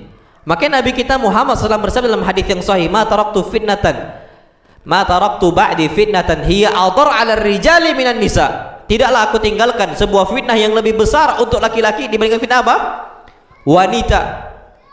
Pak, Masya Allah Tabarakar Rahman, Ana udah cerita belum ke antum kasus muadzin di Mesir? Udah ya di sini ya? Murtad gara-gara wanita, murtad gara-gara wanita, pindah agama gara-gara wanita, meninggal su'ul khatimah, dan disebutkan dalam kitab Al-Qurtubi rahimahullah dalam kitab Tazkiratul Mauta, dan sudah diterjemahkan kitab tersebut ke dalam bahasa Indonesia. Antum cek Pak, kitab Tazkiratul Mauta atau At-Tazkirah milik Al-Imam Al-Qurtubi rahimahullah, beliau ceritakan kasus tersebut. Bagaimana wanita itu bisa istilahnya fitnah, ujian besar. Makanya wanita ini kalau bisa pakailah hijab yang sempurna, tutupi. Makanya Nabi kita Muhammad SAW mengatakan dalam hadis yang sahih, fa innal mar'ata idza balagat lam yasluh minha an yura syai'an illa hadha wa hadha. Wanita kapan sudah baligh, sudah besar, sudah dewasa, sudah baligh, enggak boleh terlihat dari tubuhnya kecuali hadha, wajah dan hadha. Pak, buktinya yang nampak wajahnya saja masih kita tergoda. Udah pakai cadar, matanya cantik ini. Cacat nih, cacat calon cantik. Apa calon cantik? Anam sahih. Itu fitnah. Godaan. Makanya kita memang diminta untuk menghindar dari fitnah wanita. Hampir semua tempat, Pak. Apalagi akhir-akhir ini nasallallahu alaihi afiyah, kita dengarnya tuh memang wanita fitnah aja. Kita menghindar itu pun, Pak, dari omongan, dari kabar-kabar tersebut tetap aja terdengar. Nasallallahu alaihi afiyah. Maksudnya betapa banyak orang jatuh ke dalam fitnah apa? Wanita. Makanya diperintahkan oleh Allah SWT untuk laki-laki, kullil mu'minina yaghuddu min absarihim wa yahfadhu furujahum. Katakanlah wahai Muhammad untuk orang-orang laki-laki yang beriman, untuk mereka nundukkan apa? Pandangan dan jaga kemaluan mereka. Pak, sekarang antum nundukkan pandangan pun tetap juga kena. Lihat betis. Lihat apa? Betis. Atas, lihat badannya semampai kata antum. Atasnya lihat lagi rambutnya, masya Allah tabarakallah. Atas salah, bawah juga apa? Salah. Imam Syafi'i rahimahullah lihat betis langsung ngadu kepada Imam Waqi', syakautu ila Waqi'in su'a hifzi. Aku ini mengadu kepada Imam Waqi', akan kacau balaunya hafalan aku. Padahal Imam Syafi'i pintar. Apa sebabnya? Lihat betis. Apa kata Imam Waqi'? Fa arsyadani ila tarkil ma'asi wa akhbarani bi anna al-ilma nurun wa nurullahi la yuhdahu asin. Kata Imam Syafi'i, akhirnya Imam Waqi' pun ngasih taujihat, ngasih irsyadat, ngasih pengarahan kepada saya agar saya meninggalkan maksiat, dan bahwasanya ilmu Allah enggak akan diberikan oleh Allah untuk orang yang maksiat. Gara-gara lihat apa? Betis. Imam Syafi'i bisa kacau balau. Makanya kita mau ngafal Quran ini sekarang susah. Ngafal 1 juz hilang 30 juz. Kenapa? Saking besar fitnah keluar wanita. Apalagi sekarang nasallallahu alaihi afiyah, wanita berpakaian betul tapi telanjang, pakai pakaian dia tapi nerawang. Sampai Nabi SAW mengatakan, sinfani min ahlin nari lam arahuma, ada 2 golongan yang aku belum lihat mereka sekarang, tapi terjadi di akhir zaman, terjadi di kita sekarang. Salah satu golongannya apa? Nabi SAW bersabda, nisaun kasiyatun ariyat, wanita-wanita berpakaian tapi telanjang. Ma'ilatun mumilat, jalannya berlenggak-lenggok. Ru'usuhunna ka'asnimatil bukhti, kepala mereka rambutnya itu seperti punuk unta. Lam yadkhulnal jannah wa lam yajidna rihaha, mereka enggak akan masuk surga dan mereka enggak akan mencium bau surga. Wa inna rihaha la tujadu min masirati kadza wa kadza, padahal wangi surga itu udah dicium dari perjalanan yang sangat jauh sekali. Bahaya bukan wanita? Bahaya. Maka kita harus jaga diri. Kawan kerja itu hati-hati loh, jangan sering-sering untuk apa? Intens berhubungan. Jangan. Apalagi itu istri orang. Kadang-kadang kan ada sebuah ucapan, rumput tetangga lebih hijau. Punya orang itu, tapi nganggapnya lebih cantik, padahal istri dia cantik. Tapi itulah manusia, dikasih sama Allah nggak pernah puas. Lau kana li bani Adam wadiyani min dhahabin la batagha thalitha, kalau anak Adam punya 2 lembah emas, dia nyari yang lembah ketiga. Nggak puas sama istrinya, nyari istri orang. Nasallallahu alaihi afiyah. Dan dosa yang paling besar dari dosa-dosa yang besar adalah salah satunya zina. Dan zina itu Pak bertingkat-tingkat. Zina yang paling besar kata Nabi kita SAW, wa antuzaniya bihalilati jarik, engkau berzina dengan istri tetangga engkau. Kerjanya sudah ada batasnya. Jangan sampai kita terlalu intens berhubungan dengan apa? Wanita. Gadis dia, jangan juga. Jangan terlalu sering-sering kecuali kita mau nikahi gadis. Fadhal nikahi. Udah punya istri? Ya fadhal silakan kalau antum mau.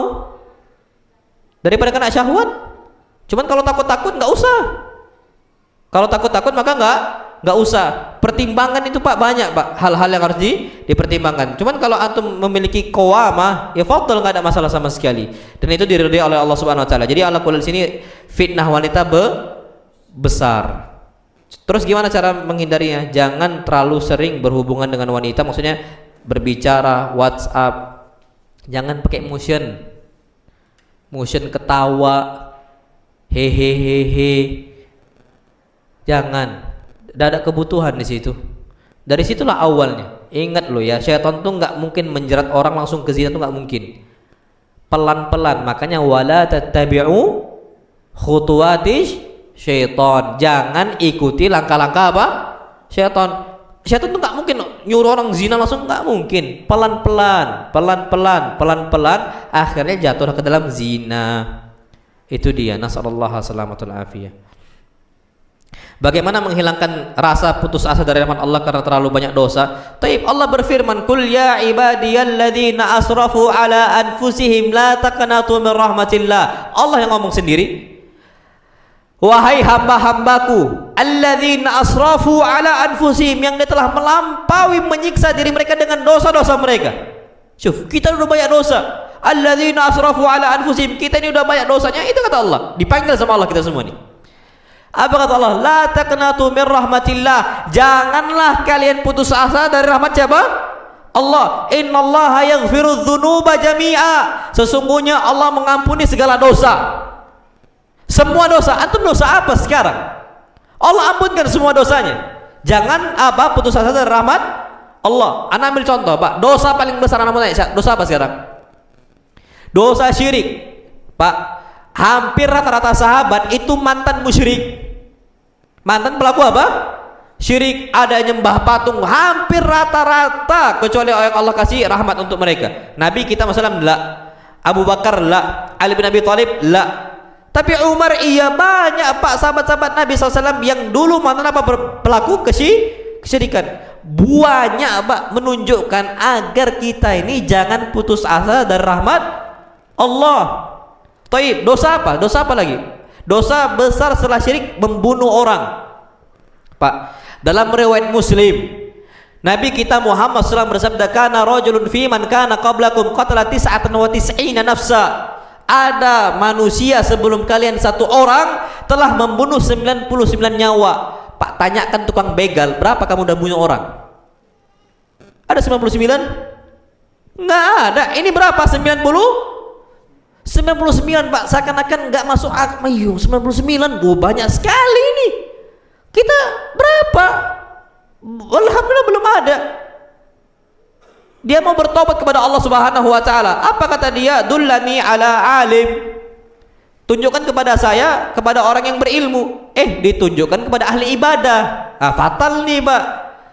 Minta fatwa kepada ahli ibadah, bukan ahli ilmu. Bahaya loh ya. Tak semua orang berjenggot itu ahli ilmu. Tak semua orang rajin sholat ke masjid ahli ilmu. Iya, mereka ahli ibadah tapi bukan ahli ilmu. Ahli ilmu itu orang yang paham ilmu agama. Beda Pak, fakih sama abid beda. Tapi ditunjukkanlah kepada rahib ahli ibadah. Dia mengatakan, aku ini telah membunuh 99 nyawa, aku mau bertobat. Apakah Allah menerima tobat saya? La, waqad qatalta 99 nafsa. Enggak, engkau telah membunuh 99 nyawa. Emosi, dibunuh lagi. Berapa? 100. Fakammala bihi mi'ah, kata Nabi. Genap semua 100 orang yang dia bunuh. Ya Allah, 100 orang. 100 orang dia bunuh. Akhirnya apa? Dia nak ngomong, dullani ala a'lam man fil ard. Tunjukkan kepada saya orang yang paling tahu tentang ilmu agama Allah di atas muka bumi ini. Fadulla ala alim. Akhirnya dibawalah kepada orang berilmu. Dia nanya, aku udah membunuh 100 nih. Barusan satunya apa? Ahli ibadah. 100 nyawa aku bunuh. Fahali min taubah, aku masih ada tobat enggak? Apa kata al-alim tadi? Man yahulu bainaka wa bainat taubah. Siapa yang mampu menghalangi engkau dari bertobat kepada Allah? Tapi ada syaratnya. Intalik ila ardi kadza wa kadza fa inna biha unasan ya'budunallah. Tapi engkau harus hijrah ke tempat ini dan ke tempat itu. Kenapa? Tempat engkau lingkungannya buruk. Mereka banyak bunuh. Akhirnya kapan ada kesempatan untuk bunuh-bunuh lagi? Pergi ke sana karena di sana orang-orangnya taat kepada Allah Subhanahu wa taala. Berangkat, Pak. Nyampe tengah jalan. Meninggal di tengah jalan. Fakhtasama malakan, malakul rahmah wa malakul adab. Berseterulah dua malaikat, malaikat adab sama malaikat apa? Rahmat. Malaikat rahmat mau masukkan dia ke dalam apa? Surga. Malaikat adab mau masukkan dia ke dalam apa? Neraka. Syufa rahmat Allah Subhanahu wa taala. Allah berfirman, fa'auhallah. Allah berfirman kepada tempat yang baik tadi, tempat tujuan dia, aniktaribin, dekatlah engkau. Dekat. Allah mengatakan mewahyukan untuk tempat yang buruk tadi, tempat asal dia, anibta'idi, jauhlah engkau. Akhirnya dibawa oleh malaikat apa? Rahmat, dimasukkan ke dalam apa? Surga. Syekh Ibnu Utsaimin rahimahullah mengatakan kalau seandainya pun dia nggak di tengah-tengah, masih lebih dekat kepada tempat yang buruk, Allah akan dekatkan dia ke tempat yang apa? Baik. Berarti rahmat Allah luas bukan? Luas. 99 nyawa plus 100 nyawa dibunuh masih Allah ampunkan. Taib. Ada satu kasus lagi, gimana rahmat Allah itu besar ya, Masya Allah. Disebutkan ada seseorang itu berbuat maksiat, semua maksiat dikerjakan. Ketika dia mau meninggal, dia ngomong ke anaknya, idza mittu fahrikuni tsumma shakuni fil bahr. Kalau aku meninggal, kalau bapak nih meninggal, dia ngomong ke anak-anak dia. Udah tua dia nih, dia takut sama Allah. Dia ngomong, idza mittu, wahai anak-anakku, kalau aku mati, fahrikuni, bakar saya. Tsumma shakuni fil bahr. Buang asap saya, istilah debu-debunya tadi dari mayat saya ke lautan sana, hempaskan ke lautan. Apa kata bapaknya? La in qadirallahu alayya la'adzabani adaban la yu'adzibuhu ahadan minal alamin. Kalau Allah mampu mengumpulkan saya, niscaya Allah Subhanahu wa taala akan mengadab saya dengan adab yang sangat pedih, yang mana Allah enggak bakal adab manusia pun seperti adab saya. Syuf. Semua maksiat seperti itu. Kemudian dosa yang paling besar apa? Mengatakan Allah tidak mampu membangkitkan dia. Bahaya nggak itu, Pak? Bahaya. Mengatakan Allah nggak mampu, innallaha ala kulli syai'in qadir. Ternyata Pak, Allah cuma ngomong kumpul-kumpul semua, kun fayakun, ngumpul semuanya. Allah berfirman, lima sana'ta hadza, kenapa kau berbuat ini? Dia mengatakan khasyatuka ya Rabb, aku takut sama engkau ya Allah. Ada iman. Imannya apa? Al-khauf, rasa takut kepada Allah Subhanahu wa taala. Sebab dia ngomong khasyatuka ya Rabb, karena aku takut kepada engkau ya Allah, Allah masukkan dia ke dalam surga dan Allah ampunkan dosa-dosa dia yang lama. Coba. Cuman sebabnya amal soleh satu, rasa takut dengan semua maksiat dia. Makanya di sini kita jangan sampai berputus asa dari rahmat apa? Allah Subhanahu wa taala. Syufa. Sampai ada sebuah ucapan salah satu ulama salaf zaman dahulu. La in yuhasibunillahu khairun min an tuhasibuni ummi. Seandainya aku dihisap sama Allah, aku lebih ridho dibandingkan dihisap sama ibuku. Kalau ibu nih Pak kadang-kadang udah marah betul.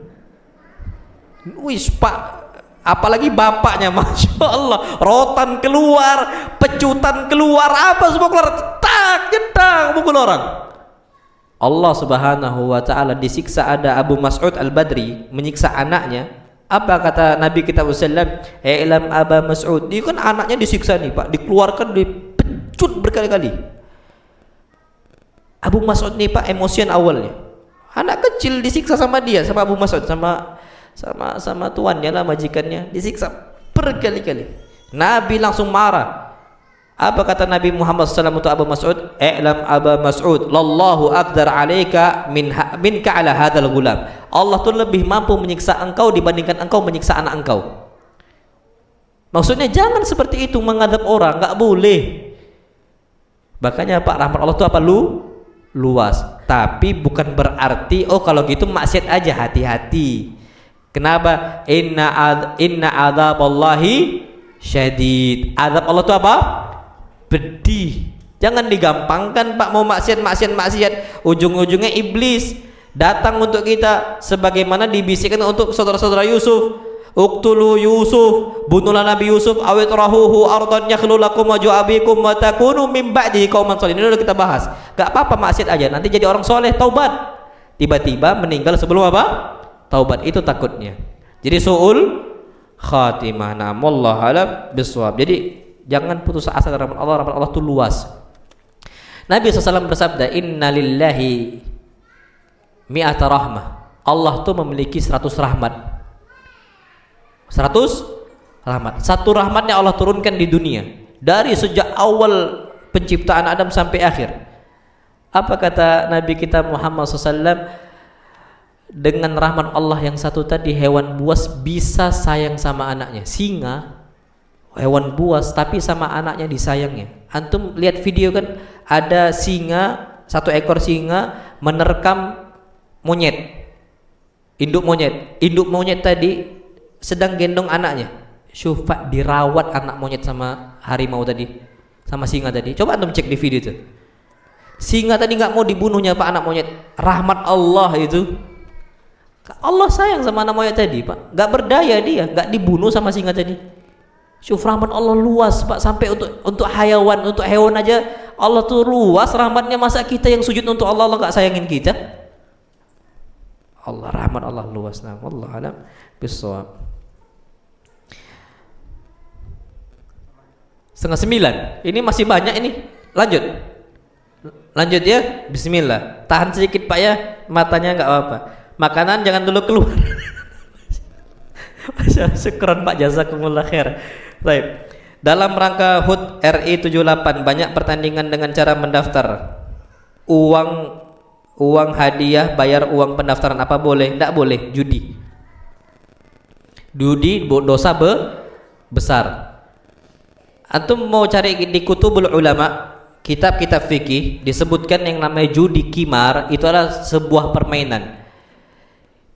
Bainal mutanafisin, di antara orang-orang yang berlomba, diambil hartanya dari mereka, dari mereka. Yang menang dapat hadiah, yang kalah nggak dapat apa-apa. Itu judi. Dan judi ini Pak bahaya, jangan sentuh judi. Allah berfirman, innamal khamru wal maisir wal ansabu wal azlamu rijsun min amali syaitan. Sesungguhnya yang namanya khamr, maisir, judi, ansab, patung-patung yang disembah, al-azlam, adu nasib, rijsun min amali syaitan, termasuk perbuatan najis. Perbuatan siapa? Syaitan. Pak, ana ulangi, syaitan itu menjatuhkan manusia pelan-pelan. Itu judi, tapi banyak orang ngomong gini kok dikatakan judi. Naam sahih.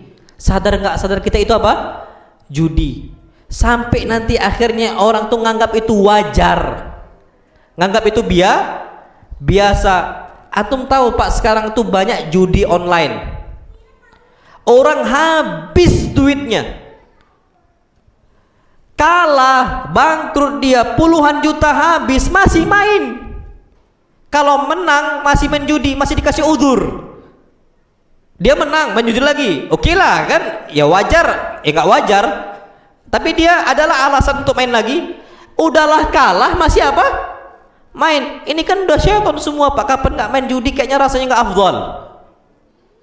Itu bahaya Pak. Jadi ana sampaikan itu termasuk dosa besar. Terus gimana? Ya sudah, kita upacara dan pun kita nggak usah ikut permen seperti itu, nggak usah Pak. Duit yang kita daftarkan, coba antum masukkan ke masjid, wallahi pahala, bahagia. Allah tuh senang melihat kita itu ngasih.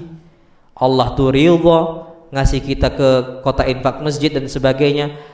Karena Pak, kalau kita innamal hayatud dunya la'ibun walahun wazina, namanya kehidupan dunia itu permainan, senda gurau. Itu kan, itu bisikan siapa? Syaitan. Akhirnya kita malas infak, malas sedekah dan sebagainya. Apalagi judi Pak. Ana ngomong kayak gini Pak, rahmatan bikum. Ana ini sayang sama antum karena banyak orang terjatuh dalam kesalahan itu Pak. Kalau ana jangan ikut-ikutan, jangan. Nggak ada manfaat, bahkan berbahaya bagi akhirat. Bentar lagi kita meninggal, Pak. Jangan dikira Allah nggak nyatat hisab tadi. Allah catat semuanya lengkap. Kita akan mengatakan menyesal, qala rabbi rji'un, ya Allah pulang aku mau tobat. Sedangkan itu nggak bisa dihapus. Nah, wallahu alam bissawab. Ustaz, benarkah minum air zam-zam sambil berdiri ala sunnah? La, nggak sunnah. Yang sunnah itu minum air zam-zam dalam kondisi apa? Duduk. Itu yang sunnah. Apakah ada riwayat tentang hal ini? Naam, itu disebutkan dalam riwayat Nabi kita Muhammad SAW, itu pun dalam kondisi gara-gara terdesak. Karena ketika haji ramai, bukan berarti kalau ada air zam-zam kita minum berdiri. La, duduk. Kenapa Nabi kita Muhammad SAW bersabda dalam hadis yang sahih, la yashrabanna ahadukum qa'ima, jangan sesekali kalian tuh minum dalam kondisi apa? Berdiri. Mau air zam-zam, mau apa, jangan berdiri, duduk. Dan secara medis pun mengiyakan atau membacalah. Kenapa kita diberitakan minum duduk? Biar nggak kaget lambung itu. Medis lo udah ngomong, dokter manapun akan mengatakan iya bagus minum apa? Duduk. Apalagi diajarkan dalam agama Islam. Sampai Nabi mengatakan man syariba qa'iman, barang siapa yang minum berdiri maka dia muntahkan. Sampai seperti itu loh Nabi kita Muhammad Sallallahu Alaihi Wasallam. Maksudnya usahakan kita minum dalam kondisi duduk, dan bukan sunnah kondisi berdiri, minum berdiri. Kalau anak pribadi malu hatta anak di pasar, hatta anak di mall, supermarket dan sebagainya, hatta anak di luar, anak kapan minum duduk tanpa tahu hadis pun anak bukan berusaha untuk duduk. Apalagi kita kan sudah kenal sunnah, sudah ngaji, umur sudah tua. Masa kita nggak ngasih contoh untuk anak anak muda? Nah, wallahu alam bisawab. Jadi adakah riwayatnya? Ada riwayat Nabi minum berdiri, tapi dalam kondisi terdesak. Ada sebuah ucapan kaidah para ulama, ad-daruratu tubihul mahdurat, yang namanya darurat itu membolehkan hal-hal yang dilarang. Kapan duduk Pak bisa disambar sama orang, apalagi rame kan, banyak orang kepijak-pijak ketika haji kan bahaya. Ya sudah, minum berdiri dalam kondisi jalan nggak ada masalah sama sekali, karena mendesak. Nah, wallahu alam bissawab. Jadi makruh, hukum minum berdiri itu makruh. Dosa nggak dosa, tapi dibenci. Ya untuk apa kita maksain diri kita untuk dibenci sama Allah Subhanahu wa taala? Ustaz, bolehkah kita mengambil upah dalam mengajarkan Al-Qur'an? Boleh, tapi jangan dipatok. Boleh dipatok apalagi sampai tinggi, ih ngeri Pak. Gimana orang akan belajar Al-Qur'an Al-Karim? Boleh ngambil, boleh. Apa hadisnya Nabi kita Muhammad SAW bersabda,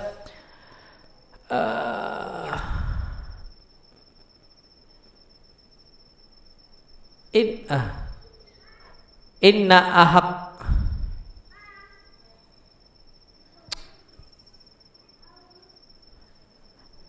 pokoknya inna a'zamal ujuri, ana lupa hadisnya. Sebentar, ana boleh lihat Google ya. Sebentar biar antum paham. Afwan sebentar. Aduh. Sebentar Pak ya, afwan ya. Ana lupa teks awalnya.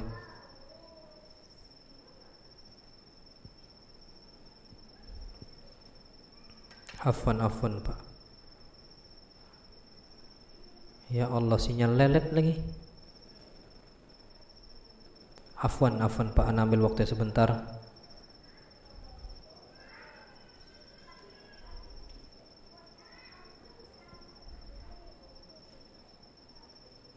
Inna khairu ma akhadtum bihi ajran kitabullah. Sesungguhnya yang paling baik, upah yang paling baik yang kalian ambil upahnya itu adalah kitabullah, Al-Qur'an Al-Karim. Makanya boleh diambil upahnya, boleh diambil upahnya. Enggak ada masalah sama sekali. Tapi jangan dipatok terlalu tinggi. Cuman kita selaku pelajar harus sadar, kita ngambil waktu ustaz. Kita ini kadang-kadang lucu, Pak. Bayar untuk upah anak kita ngaji Quran dibayar 50.000 per bulan. Kapan les 1 juta? Yang dipelajari IPA, IPS Pak. Di hari kiamat nggak ditanya sama Allah tentang IPS, IPA, kupu-kupu, metamorfosis, apalagi nggak bakal ditanya. Daun nanti apa dan sebagainya. Yang ditanya sama Allah Subhanahu Wa Taala tentang agama. Man rabbuk wa man nabiyuk wa ma dinuk wa ma ilmuka bihi. Ditanya, gimana pengetahuan engkau tentang Al-Quran Al-Karim? IPS? Mafi. Nggak ditanya apa? Tiba-tiba kita ini lalai. IPA dibayar 1 juta gurunya. Al-Quran 50.000. Astaghfirullahaladzim. Padahal hadis Nabi kita SAW, kalau anak punya fulus, anak kan nggak segan untuk ngasih untuk guru ngajar anak-anak besar. Kalau anak punya fulus, semampu anak. Rugi pak nggak dikasih besar. Nah, sahih. Kenapa? Karena yang namanya anak itu kata para ulama adalah aset bagi orang tuanya di akhirat. Aset kalau anaknya soleh, aset anaknya syufa yang makaikan mahkota itu anak yang hafid. Jadi anak hafidul Quran meletakkan mahkota di kepala bapaknya. Tapi pak, semutkin-mutkinnya, sehatam-hatamnya anak kita pelajaran IPS, IPA, matematika, tahu rumus aljabar dan kawan-kawannya, tapi nggak hafal Quran pak, nggak bakal dipakaikan apa? Mahkota. Tapi hafal 30 juz Al-Quran, nggak paham IPA, nggak paham IPS pak, yakin anak-anak itu akan meletakkan apa? Mahkota kebanggaan untuk kita semua. Jadi kalau anak pribadi boleh nggak ngambil? Boleh. Hadisnya itu jelas. Hadis Nabi kita Muhammad sallam, inna khaira ma akhadtum bihi ajran kitabullah. Sebaik-baik yang kalian ambil berupa upah adalah upah Al-Quran Al-Karim. Bukti yang lain mana? Hadis. Ada salah satu pemuka kaum disengat hewan, sakit. Sahabat lewat kampung tersebut. Ternyata mereka minta agar para sahabat Nabi kita Muhammad SAW meruqyah pakai Al-Quran Karim agar sembuh dia. Ada satu yang mau, tapi mengatakan ada upahnya. Apa upahnya? Kambing. Upahnya apa? Kambing, daging kambing. Dibacakanlah Al-Fatihah, sembuh. Makanya Pak, Al-Quran ini bukan untuk setan aja. Semua penyakit itu sembuh dengan apa? Al-Quran. Kanker Pak, antum di Jerman itu kanker itu pakai itu Al-Quran. Penyakit sampai ada yang buat penelitian Pak, tesisnya S2-nya itu Al-Quran Al-Karim itu bisa menghilangkan bakteri kuman yang ada gitu loh. Ada pembuktiannya, ada istilahnya karangan ilmiahnya. Dan itu nggak sembarangan gitu loh. Al-Quran itu syifa, penyembuh bagi kita semua. Syifa'un lima fis sudur, pengobat kita di hati. Dan Nabi kita SAW banyak mengobati penyakit dengan apa? Al-Quran Al-Karim. Sembuh baca Al-Fatihah. Khilaflah nih para sahabat. Ada yang bilang boleh dimakan, ada yang bilang nggak boleh. Kenapa? Karena itu upah dari hasil Al-Quran, baca Al-Quran ruqyah. Maka apa kata mereka? Kita jangan dulu makan sampai datang kepada Nabi kita Muhammad SAW. Datanglah mereka ke Nabi kita SAW. Mereka bertanya apa hukumnya? Apa kata beliau? Hal kana ma'akum fatut'imuna. Masih ada nggak sisanya sini biar aku makan? Berarti halal atau haram? Halal. Hal kana ma'akum minal fatut'imuna. Masih ada nggak sisanya biar aku mau makan nih? Rupanya ada. Nabi makan sallallahu alaihi wasallam. Berarti halal atau haram? Halal. Itu dia. Allah alam bisawab. Baik. Ustaz, adakah sunnahnya mengulang-ulang bacaan ayat ketika sholat dalam satu rakaat? Allah alam, mana nggak tahu. Mohon nasihatnya untuk kami yang lebih banyak waktu dalam mencari dunia yang bahkan kajian 1 pekan sekali masih kami sepelekan untuk dihadiri. Nabi kita Muhammad bersabda, ini wasiat bukan wasiat anak, wasiat Nabi kita Muhammad sallallahu alaihi wasallam. Beliau mengatakan ala inna dunya mal'una. Ala inna dunya mal'una, ala inna dunya mal'una. Ketahuilah dunia ini terlaknat. Kecuali apa? Illa dzikrullah wa mawala. Kecuali mengingat Allah. Al-Quran dipelajari, hadis dipelajari, kajian apa? Dipelajari. Abu Dzar Al-Ghifari mengatakan, Masya Allah tabarakallah rahman, wal majlis, dan majlisnya cuma ada 2. Majlis fi talabil halal wa majlis fi talabil ilm. Majlis untuk mencari rezeki yang halal sama majlis untuk apa? Menuntut ilmu.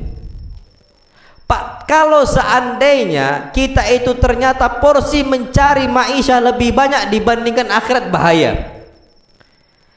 Kenapa? Berarti patokan kita dunia bukan akhirat. Harusnya Allah berfirman, wabtaghi fima ataqallahu daral akhirah wa la tansa nasibaka minad dunya. Carilah untuk kalian berupa kehidupan akhirat. Jadi yang jadi patokan apa? Kehidupan akhirat. Tapi apa? Wala tansa nasibaka minad dunya. Jangan lupa bagian kalian dari apa? Dunia. Nah, sekarang kita nih Pak, kebalik, tengah-tengah atau gimana? Antum kerja sekarang dari jam berapa sampai jam berapa? Jam 7 sampai 8 jam ya. Jam 7 berarti sampai jam 5, 8 jam. Ngaji dari jam berapa sampai jam berapa? Habis maghrib jam 6 sampai jam setengah 9. Berarti berapa jam? Itu pun udah kepotong sama Isya. Kepotong sama apa? Isya. Anggaplah 2 jam. Nyari fulus 8 jam, belajar 2 jam. Itu pun sambil ngantuk. Kapan lah Ustaz ini selesai ini ya Allah? Ya usai. Syuf, fal nuraji anfusana. Kita harus murajaah diri kita, hisab. Takut. Wallahi ngeri, Pak. Abu Bakar berdagang. Cuman beliau berdagang itu cuman sambilan. Bukan patokan. Beliau itu belajar nuntut ilmu agama. Sambilannya pada dagang. Makanya berarti kalau kerja 8 jam, menuntut ilmu juga berapa jam? 8. Bisa? Wallahi bisa. Taib dari jam 6, berarti seandainya jam 6. Enggak usahlah 8 jam, terlalu capek bagi antum. Berarti sampai jam 11 belajar. Bisa enggak sampai jam 11 belajar? Bisa lah. Pulang ke rumah Pak, buka sirah nabawiyah. Duduk baca sirah Nabi. Sekarang kita ini banyak buta Pak tentang agama, tentang dunia tahu. Sebutkan 10 pemain sepak bola terbaik, wish, tahu semua. 10 sahabat di zaman masuk surga, Allahu a'lam bissawab. Kan gitu kan? Berarti kita lebih paham dunia dibandingkan apa? Nggak bakal selamat kita tahu tentang mereka ini. Tapi kita jahil tentang apa? Sahabat Nabi kita Muhammad sallallahu alaihi wasallam. Tentang kehidupan Nabi nggak tahu, buka sirah Nabi. Kenapa? Sirah Nabi itu pelajaran kisah. Jadi nggak capek. Kalau antum belajar tauhid mumet mungkin, fikih mumet. Oke lah, belajar sebisa jam 9 nih pulang atau setengah 9 lah. Iya, setengah 9 pulang, buka sirah, baca sampai jam 11. Paling enggak kita ada hujah, ya Allah, ana sudah belajar loh lama. Ana sudah menggunakan waktu ana dengan sebaik mungkin. Jadi Pak, dunia melalaikan. Naam sahih. Wala yaghurrannakum billahil ghurur. Jangan tertipu dari dunia, jangan tertipu karena dunia, akhirnya kalian meninggalkan Allah Subhanahu wa taala.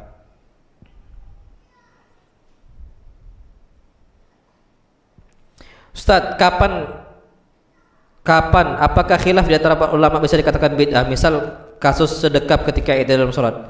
Khilaf para ulama sedekap ketika i'tidal. Khilaf para ulama. Syekh Al-Albani rahimahullah mengatakan bid'ah, cuman ya khilaf. Dan kalau khilaf para ulama yang muktabar, dua-duanya ada sunnah, ada hadisnya, kita harus paham jangan terlalu keras. Karena itu khilaf para ulama dan dua-duanya ada dalil. Dua-duanya ada dalil, senam sahih. Kalau seandainya seperti itu kasusnya, jangan terlalu keras, gontok-gontokan dan sebagainya. Kenapa? Nabi kita Muhammad bersabda, idza ijtahadal hakim, idza hakamal hakim tsumma ijtahad. Jika ada seorang ulama yang dia itu berijtihad, fa in asaba falahu ajran. Kalau dia benar maka dia itu mendapatkan 2 pahala. Wa in akhta'a falahu ajrun wahid. Kalau salah dapat berapa pahala? 1, enggak dosa. Apalagi ada hadisnya, saya ada hadisnya.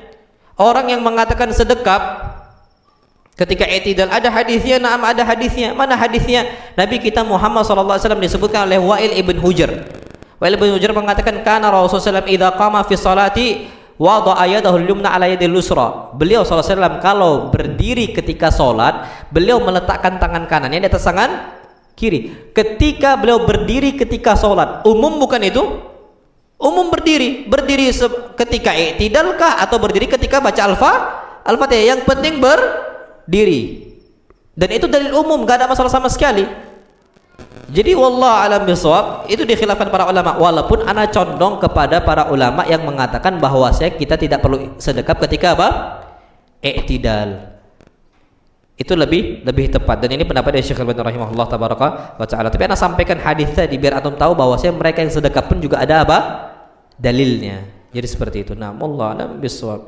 Saat sekarang terlalu banyak perbedaan dan dan condong ke perpecahan umat. Pertanyaannya, bagaimana sikap kita menghadapi banyak perbedaan pendapat di kalangan ulama, ustadz atau ulama Islam? Saya yang awam tambah bingung. Taib, antum fahami, ada nggak mereka itu dalilnya?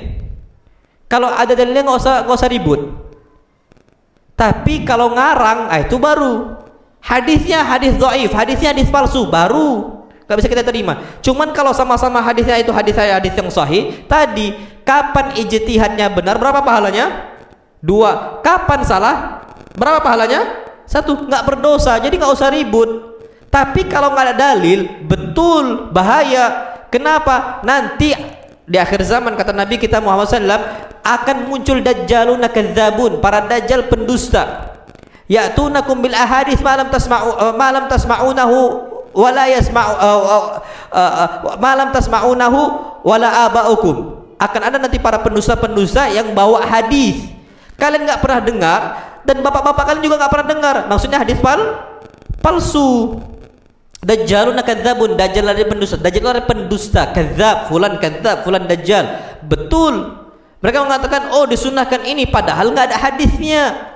Hadisnya hadis palsu. Contohnya, utlubul ilma walau bisin, tuntutlah ilmu walaupun ke negeri Cina. Ini kan ngawur. Belajar agama ya ke Mekah Madinah lah. Nabi SAW bersabda, innal imana la ya'ziru ilal Madinah kama ta'zirul hayatu ila juhriha. Sesungguhnya iman itu akan kembali ke kota Madinah sebagaimana ular itu akan masuk ke dalam lubangnya. Balik lagi ke tempat awal. Jadi kita ngambil ke sumbernya, kok malah ke Cina?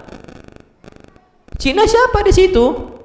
Nabi SAW? Nah, itu hadis palsu, kadzab.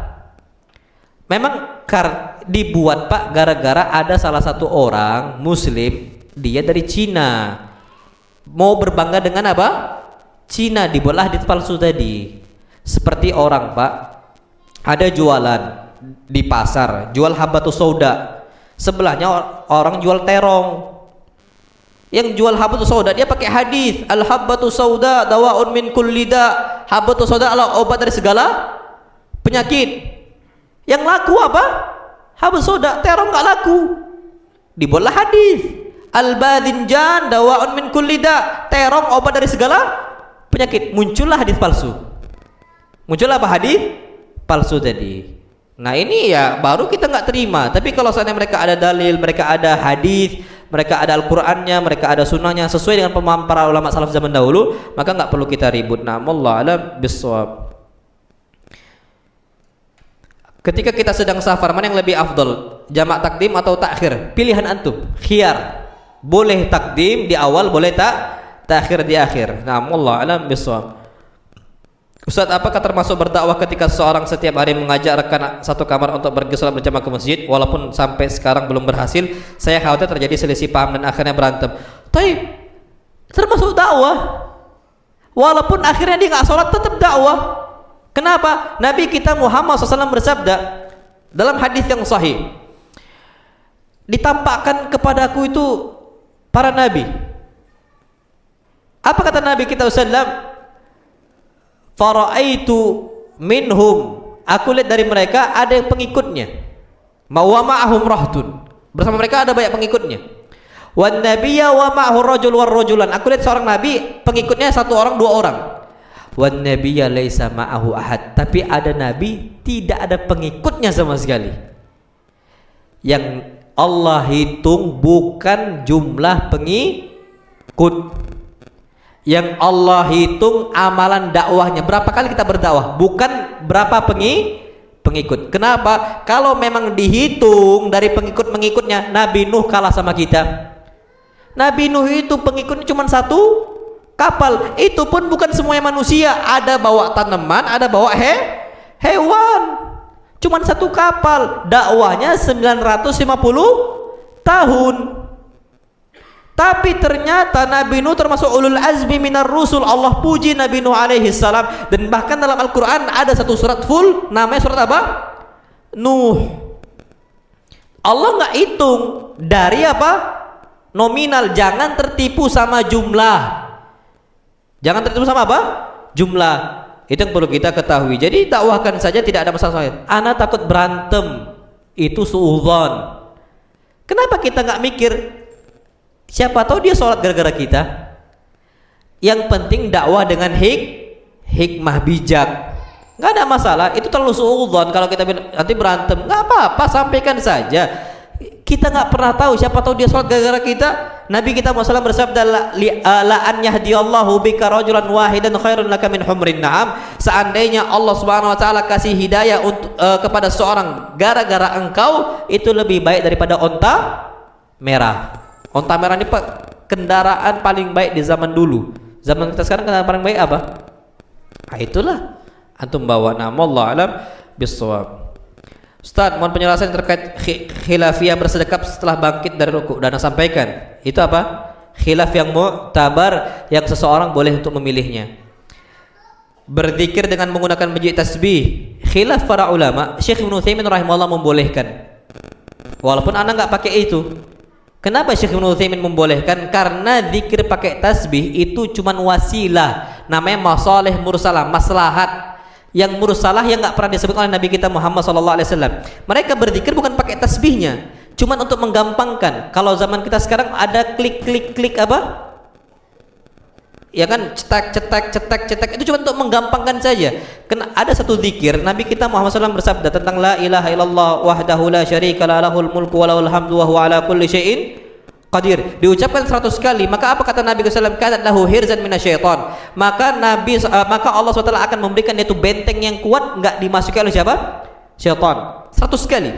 Biar kita tahu, ya pakai tadi. Maka boleh. Kalau Syekh Ibnu Utsaimin rahimahullah boleh. Ini khilaf para ulama. Karena memang orang tuh enggak mencari bijinya, tapi mencari apa? Tasbihnya. Itu cuma menggampangkan saja, macam kayak mic. Cuman apa? Pangkan saja, pakai mikrofon, pakai speaker, itu cuma wasilah. Ini bukan tujuan anak ini. Mau pakai mic, mau nggak pakai mic, bukan tujuan anak. Ini cuma wasilah. Itu contoh. Makanya Syekh Ibnu Utsaimin membolehkan. Cuman yang nggak boleh, kapan dijadikan biji tasbih sebagai syiar? Pakai kalung biji tasbih yang gede-gede. Zikir. Kapan nggak pakai biji tasbih nggak mau? Nah, ini dia masalah. Berarti dia mengagungkan biji tasbih. Ini bermasalah nih Pak baru. Kapan nggak pakai biji tasbih nggak mau bertasbih? Ah, ini muskilah, ini masalah. Karena tujuan kita bukan biji tasbih. Walaupun yang lebih tepat tidak perlu pakai biji tasbih. Kenapa? Nabi kita Muhammad SAW tidak pernah berzikir pakai apa? Biji tasbih. Tapi pakai apa? Tangan. Cuman kalau ada yang melakukannya, anak nggak akan membid'ahkan itu. Karena itu cuman wasilah. Gampang itu masalih mursalah. Al-Quran Al-Karim dijadikan buku. Ada nggak di zaman Nabi? Nggak ada. Kapan dibukukan Al-Quran? Di zaman Utsman. Kenapa dijadikan buku? Masalih mursalah namanya. Maslahat umum yang Nabi nggak pernah sebutkan, tapi maslahat. Kalau nggak dibukukan Pak, berantakan nanti. Ada yang di sana, ada yang di sini, sebagai akhirnya dibukukan. Itu namanya masalih mursalah, wasilah saja. Dibukukan tak dibukukan nggak apa-apa. HP sekarang baca Quran di HP boleh nggak? Boleh, nggak harus di buku. Itu yang kita perlu tahu. Jadi itu cuma wasilah saja. Jadi nggak sampai. Kalau anak tetap pakai tangan, cuman nggak sampai. Dan itu pendapatnya Syekh Ibnu Utsaimin rahimahullah. Antum baca di fatwa beliau. Nah, Allah alam. Syekh Shalih Fauzan juga ada. Videonya juga ada. Diterjemahkan. Anda pernah lihat video Syekh Shalih Fauzan membolehkan apa? Tasbih pakai biji apa? Tasbih. Ada terjemahannya. Nah. Apakah setiap berdoa harus mengangkat kedua tangan? Usahakan iya. Karena Nabi kita Muhammad SAW bersabda dalam hadis yang sahih, Innallaha hayyun karim yastahi idza rafa'al abdu yadayhi ila sama'in yaruddahu masifra. Allah tuh maha pemalu, Allah tuh maha dermawan, suka ngasih Allah, dan Allah maha pemalu.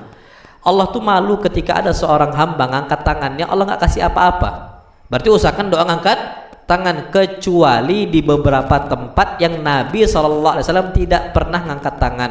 Contohnya Nabi berdoa, sahabat nggak ngangkat tangan ketika khutbah Jumat, nggak perlu ngangkat tangan. Padahal Nabi berdoa, sahabat nggak ada yang ngangkat tangan. Nabi SAW juga apa? Pakai isyarat, bukan ngangkat tangan. Berarti di situ tidak disyariatkan untuk ngangkat tangan ketika khutbah Jumat. Karena itu kan sering berulang. Ternyata Nabi nggak pernah kerjakan.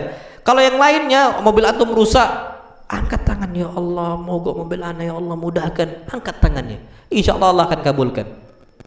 Ana pernah Pak, Masya Allah. Ana mau ganti mobil waktu itu, pinjamlah sama ikhwan mobil LGX yang lama.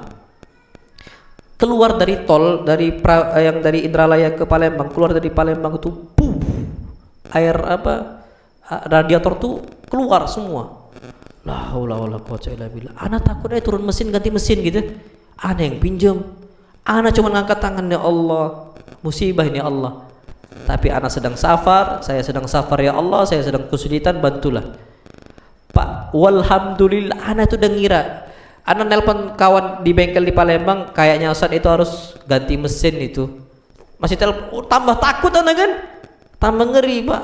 Kaget, takut lah, Pak. Akhirnya kami makan bakso. Kan sama ikhwan makan bakso. Ustaz, enggak usah dipikirkan.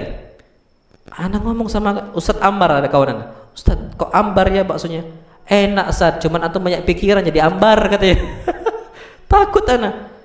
Ternyata didereklah mobil itu Pak, Masya Allah, cuman diisi aja airnya lagi, bisa nyala.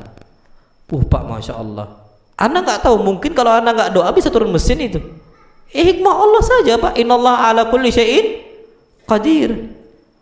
Itu yang perlu kita pahami. Jadi angkat tangan nggak ada masalah sama sekali. Allah a'lam bishawab. Hukum membuka telapak tangan bersamaan dengan salam ketika sholat wajib bid'ah. Apa bid'ah? Karena Nabi kita Muhammad SAW nggak pernah kerjakan. Assalamualaikum warahmatullah. Assalamualaikum warahmatullah. Ada juga yang Assalamualaikum warahmatullah. Assalamualaikum warahmatullah. Antum cari dalam Sahih Bukhari, wala Muslim, wala Abu Daud, wala Tirmidzi, An-Nasai, Ibn Majah, Muwatta' Malik, Musnad Ahmad, At-Tabrani, tak bakal antum jumpai. Jadi cukuplah kita kerjakan apa yang Nabi SAW kerjakan. Nah, wallahu alam. Besok selesailah pertanyaannya, sudah jam 9. Ana mohon maaf lagi nih Pak ya, lewat setengah jam. Ana kalau ada yang salah ana minta maaf, apa yang benar itu datang dari Allah, ambil Pak, ambil yang benar dari Allah, apa yang salah ana mohon maaf, kurang lebihnya mohon maaf. Wassalamualaikum Muhammad, subhanakallahumma bihamdika asyhadu an la ilaha illa anta astaghfiruka wa atubu ilaik. Assalamualaikum warahmatullahi wabarakatuh. Makanannya boleh dikeluarkan Pak. Jangan pulang dulu, ada makanan tuh kayaknya Pak. Biasa, nah.